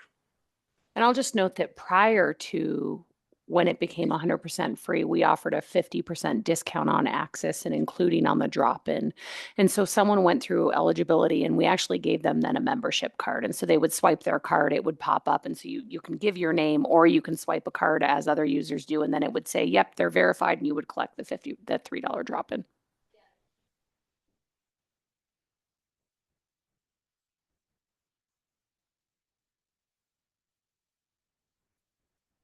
Do we know for these third-party insurer providers, and maybe it might be considered price fixing, or we can't ask, but do we know what other municipalities have negotiated with these third-party providers in terms of reimbursement? All of these contracts specifically state that we cannot publicly disclose this with any other entities. I will say that we've had staff come from other agencies who have been managing these programs. Compared to other Colorado municipalities, we are generally in line with what they're receiving. There is some difference in what the total number of visits per month is or the dollar amount per visit that changes, but we're talking about a 10% margin of error. We just got a new teammate from Oregon. They have a totally different model out there. So we're very excited to explore that and see what other potential options may exist. Just to show if I'm paying attention. Okay, I think there might be a typo on the golf course fees. So B and C are the same. I think one of them means after 12 p.m. because both of them read as before 12 p.m. Yes, one should be after, Okay, one before 12 p.m., the other after 12 p.m. sounds good. Yeah.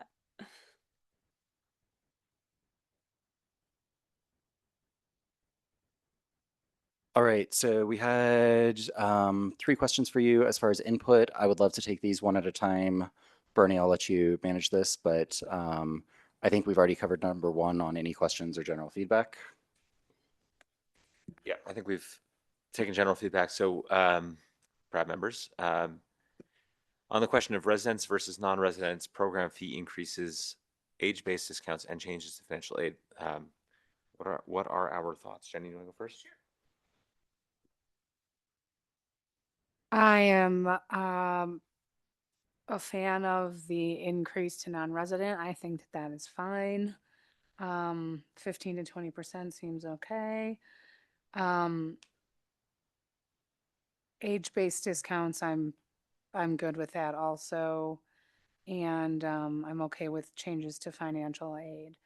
I realize that there is a equity issue here in Boulder, and we're doing a good job trying to figure out ways to work with the community as well as continue to try to do as much cost recovery as possible. So I am for number 2, if that's the question, that's my feedback.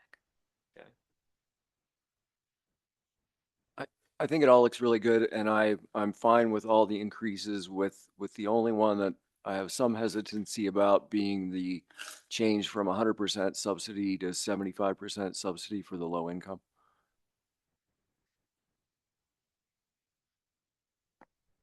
I appreciate all the work you put into this. I don't really have any substantive changes. I think it all looks good. I do think that it's an indication of difficulties ahead with the price sensitivity, and we may be having to explore some other options down the road. But I think you can work your magic, Jackson, and do it. So, thank you. So I'm very supportive of the differential on resident and non-resident program fees, and I think 20% seems reasonable, especially when I think of what I've paid for particular specialized activities at other city facilities outside of Boulder. I'm supportive of the age-based discounts, but again, just raise the question of maybe on the senior or the older adults, whether that is an age range that maybe should be considered for change. And I am also supportive of the financial aid change. I think everybody needs to have a little skin in the game instead of just being given something for free. And 25% to me seems like a really reasonable contribution on the part of the participant. So I'll also say I appreciate all of the analysis and thought that went into this. I know it's not easy to be raising prices or, renegotiating some of these fees. I'm generally very supportive.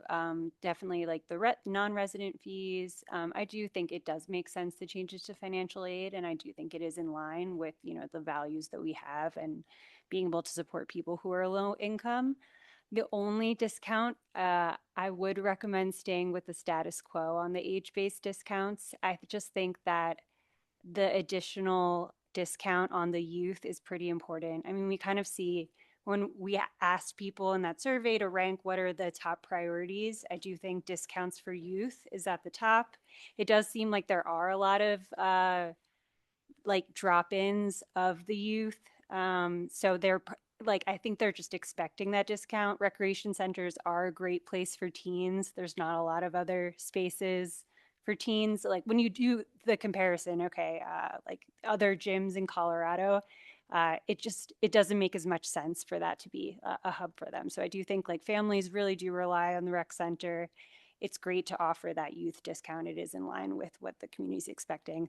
I understand it's hard. There are trade-offs, but if I had to pick which trade-offs I think are important, I think being able to continue to offer a youth discount at the same level would be great.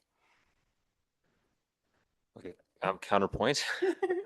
I would prefer that we maintain the changes, that we not make changes to financial aid. To me, that's the most important subsidy we provide, and I would love for that to be maintained. Whereas I think families who live in Boulder have the resources to live in Boulder, and they can probably bear the burden of what is a relatively minor increase. So sorry to disagree. Have to have different perspectives. Yeah. My question though, well, never mind. Let's just save it. Okay, let's move on to the third question here. Do we have any feedback on how the city ought to communicate this? And I would like to ask staff first, when do you need to start communicating this, assuming it is adopted? Yeah. At the very last page of the PRAB packet, we talked about a communication plan. Generally, this needs to go through the city manager rule first. There's certain deadlines we have to meet to get in the daily camera, press release, you name it. So ultimately, the intention is to not do this prior to the budget approval by city council. That we would likely begin our external communications plan in the month of November. Because we are not increasing membership fees, there's minimal communication to existing members. What we would do is we have a new recreation guide that will get published mid-November that we would want to make sure that that's clear. That is our best tool and mechanism for reaching the broadest number of individuals that are registering for programs. We also have a point of sale software where all of the published rates are included. I'm going to describe it as any of the online shopping you're doing. You click on what you want, the price shows up in your account. That is another mechanism. And then we would lean heavily into social media. So I think that generally we would start our process in early to mid-November. That gives ample time leading up to the January 1st effective date for all of the fees. Okay, thanks, Jackson. So does anyone have any thoughts about that communication plan? Dana? So one question I brought up to Jackson when we met 2 weeks ago was whether publishing this in the Daily Camera is actually the proper forum for publishing price changes, given the overall probably much lower subscription rates of the Daily Camera, and are there not better ways to fulfill that obligation? That's a legal requirement, right? Correct. And I double checked with city attorney's office and city clerks on it. There's language in the charter that says the publication of record, something to that effect, is the one that all legal notices have to be in.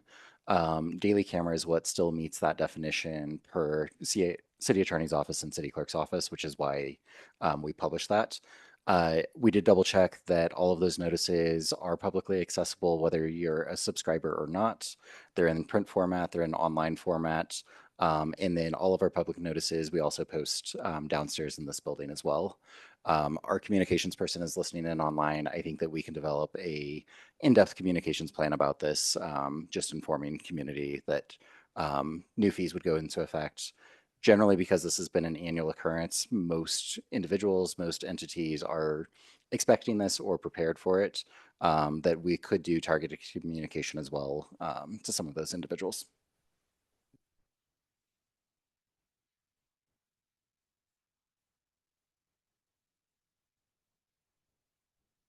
Well, I would just say this is going to be an unfortunate thing to have to communicate, and I'm sorry that that falls on this department. I think that it's going to be important to lean into the benefits that the community gets from participating in recreation at the facilities, at the parks, and the recreation programs. And the more that we can keep the focus on why it's worth the cost, the easier it will go over. Thank you. And I think one thing I forgot to clarify is there are codified fees. All of those codified fees go into effect with the adoption of the budget. So part of the intention of having you provide feedback tonight is we are able to commingle that with both the codified fees and then the city manager rule fees. So this feedback is very important. We are not the only department increasing our fees, and part of the long-term financial strategy was really looking at the cost of services and fees across the board as a revenue generating tool that I'm thrilled other departments are on board this year as well. Okay, thank you. And that concludes the end of this business, right? Okay, so we can move on to matters from the board. And I'll just remind everyone that it's 9:20 p.m. So we'll keep it brief tonight. But does anyone, that said, does anyone have anything they'd like to discuss? Jenny? I was just writing an email. I'm still having some issues with some of the ladies that are playing league at Flatirons Golf Course. So I am sending Scott a message since he was helping me with that before. So just I wanted to bring that to the attention of staff, that the problems continue to persist for the ladies league. And then for my contribution, I went to the pickleball. My picture is in the packet this week. I was pretty excited about that with my fancy orange vest on, so that was really fun. Oh yeah, got to hold the shovels, and it was great. Gold shovels. And they didn't make me shovel any dirt, so that was the best part. And then, like Allie said earlier, we have Play Boulder on September 11th, golf outing. Thanks.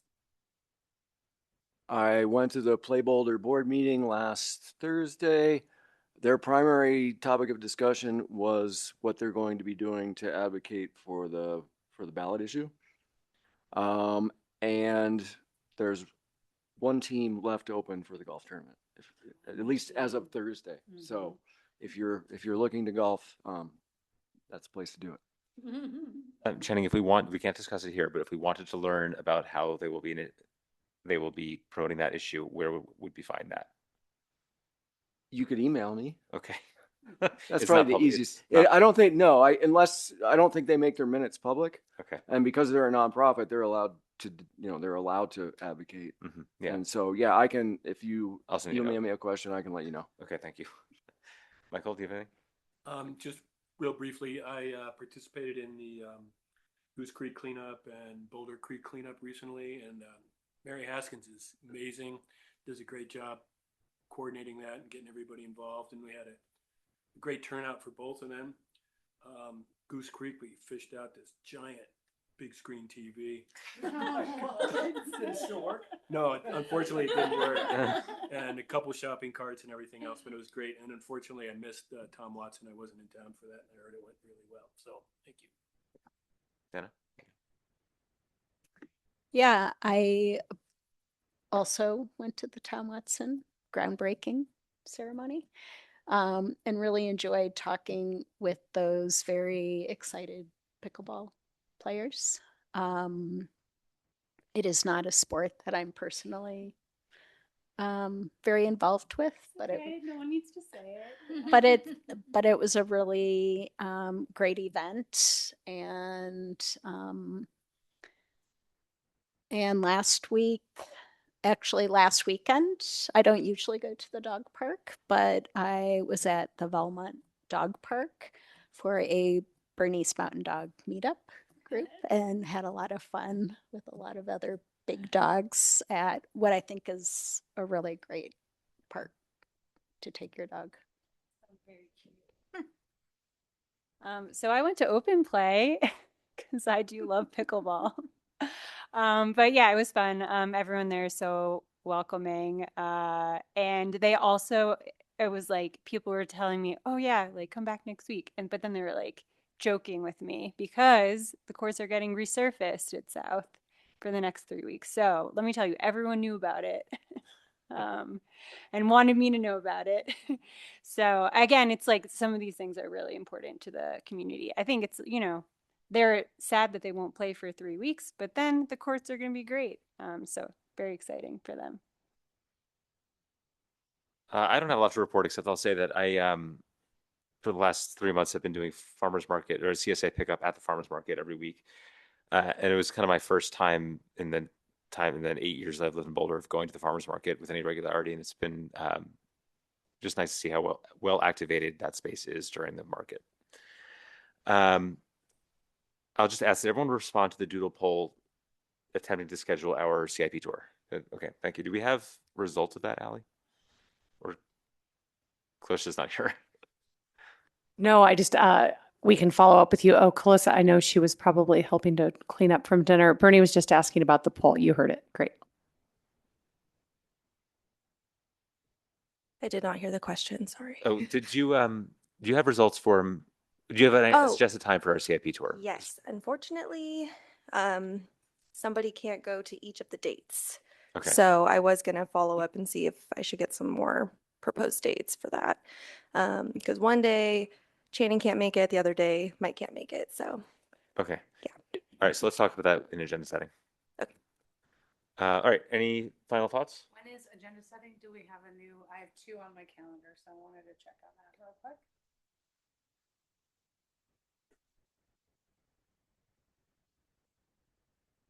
I have it Thursday at 1:30. Me too. That work? Okay, sounds good. So I can remove the one that's on Wednesday.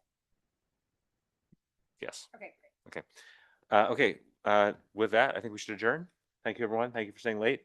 We'll see you in a month. Thanks.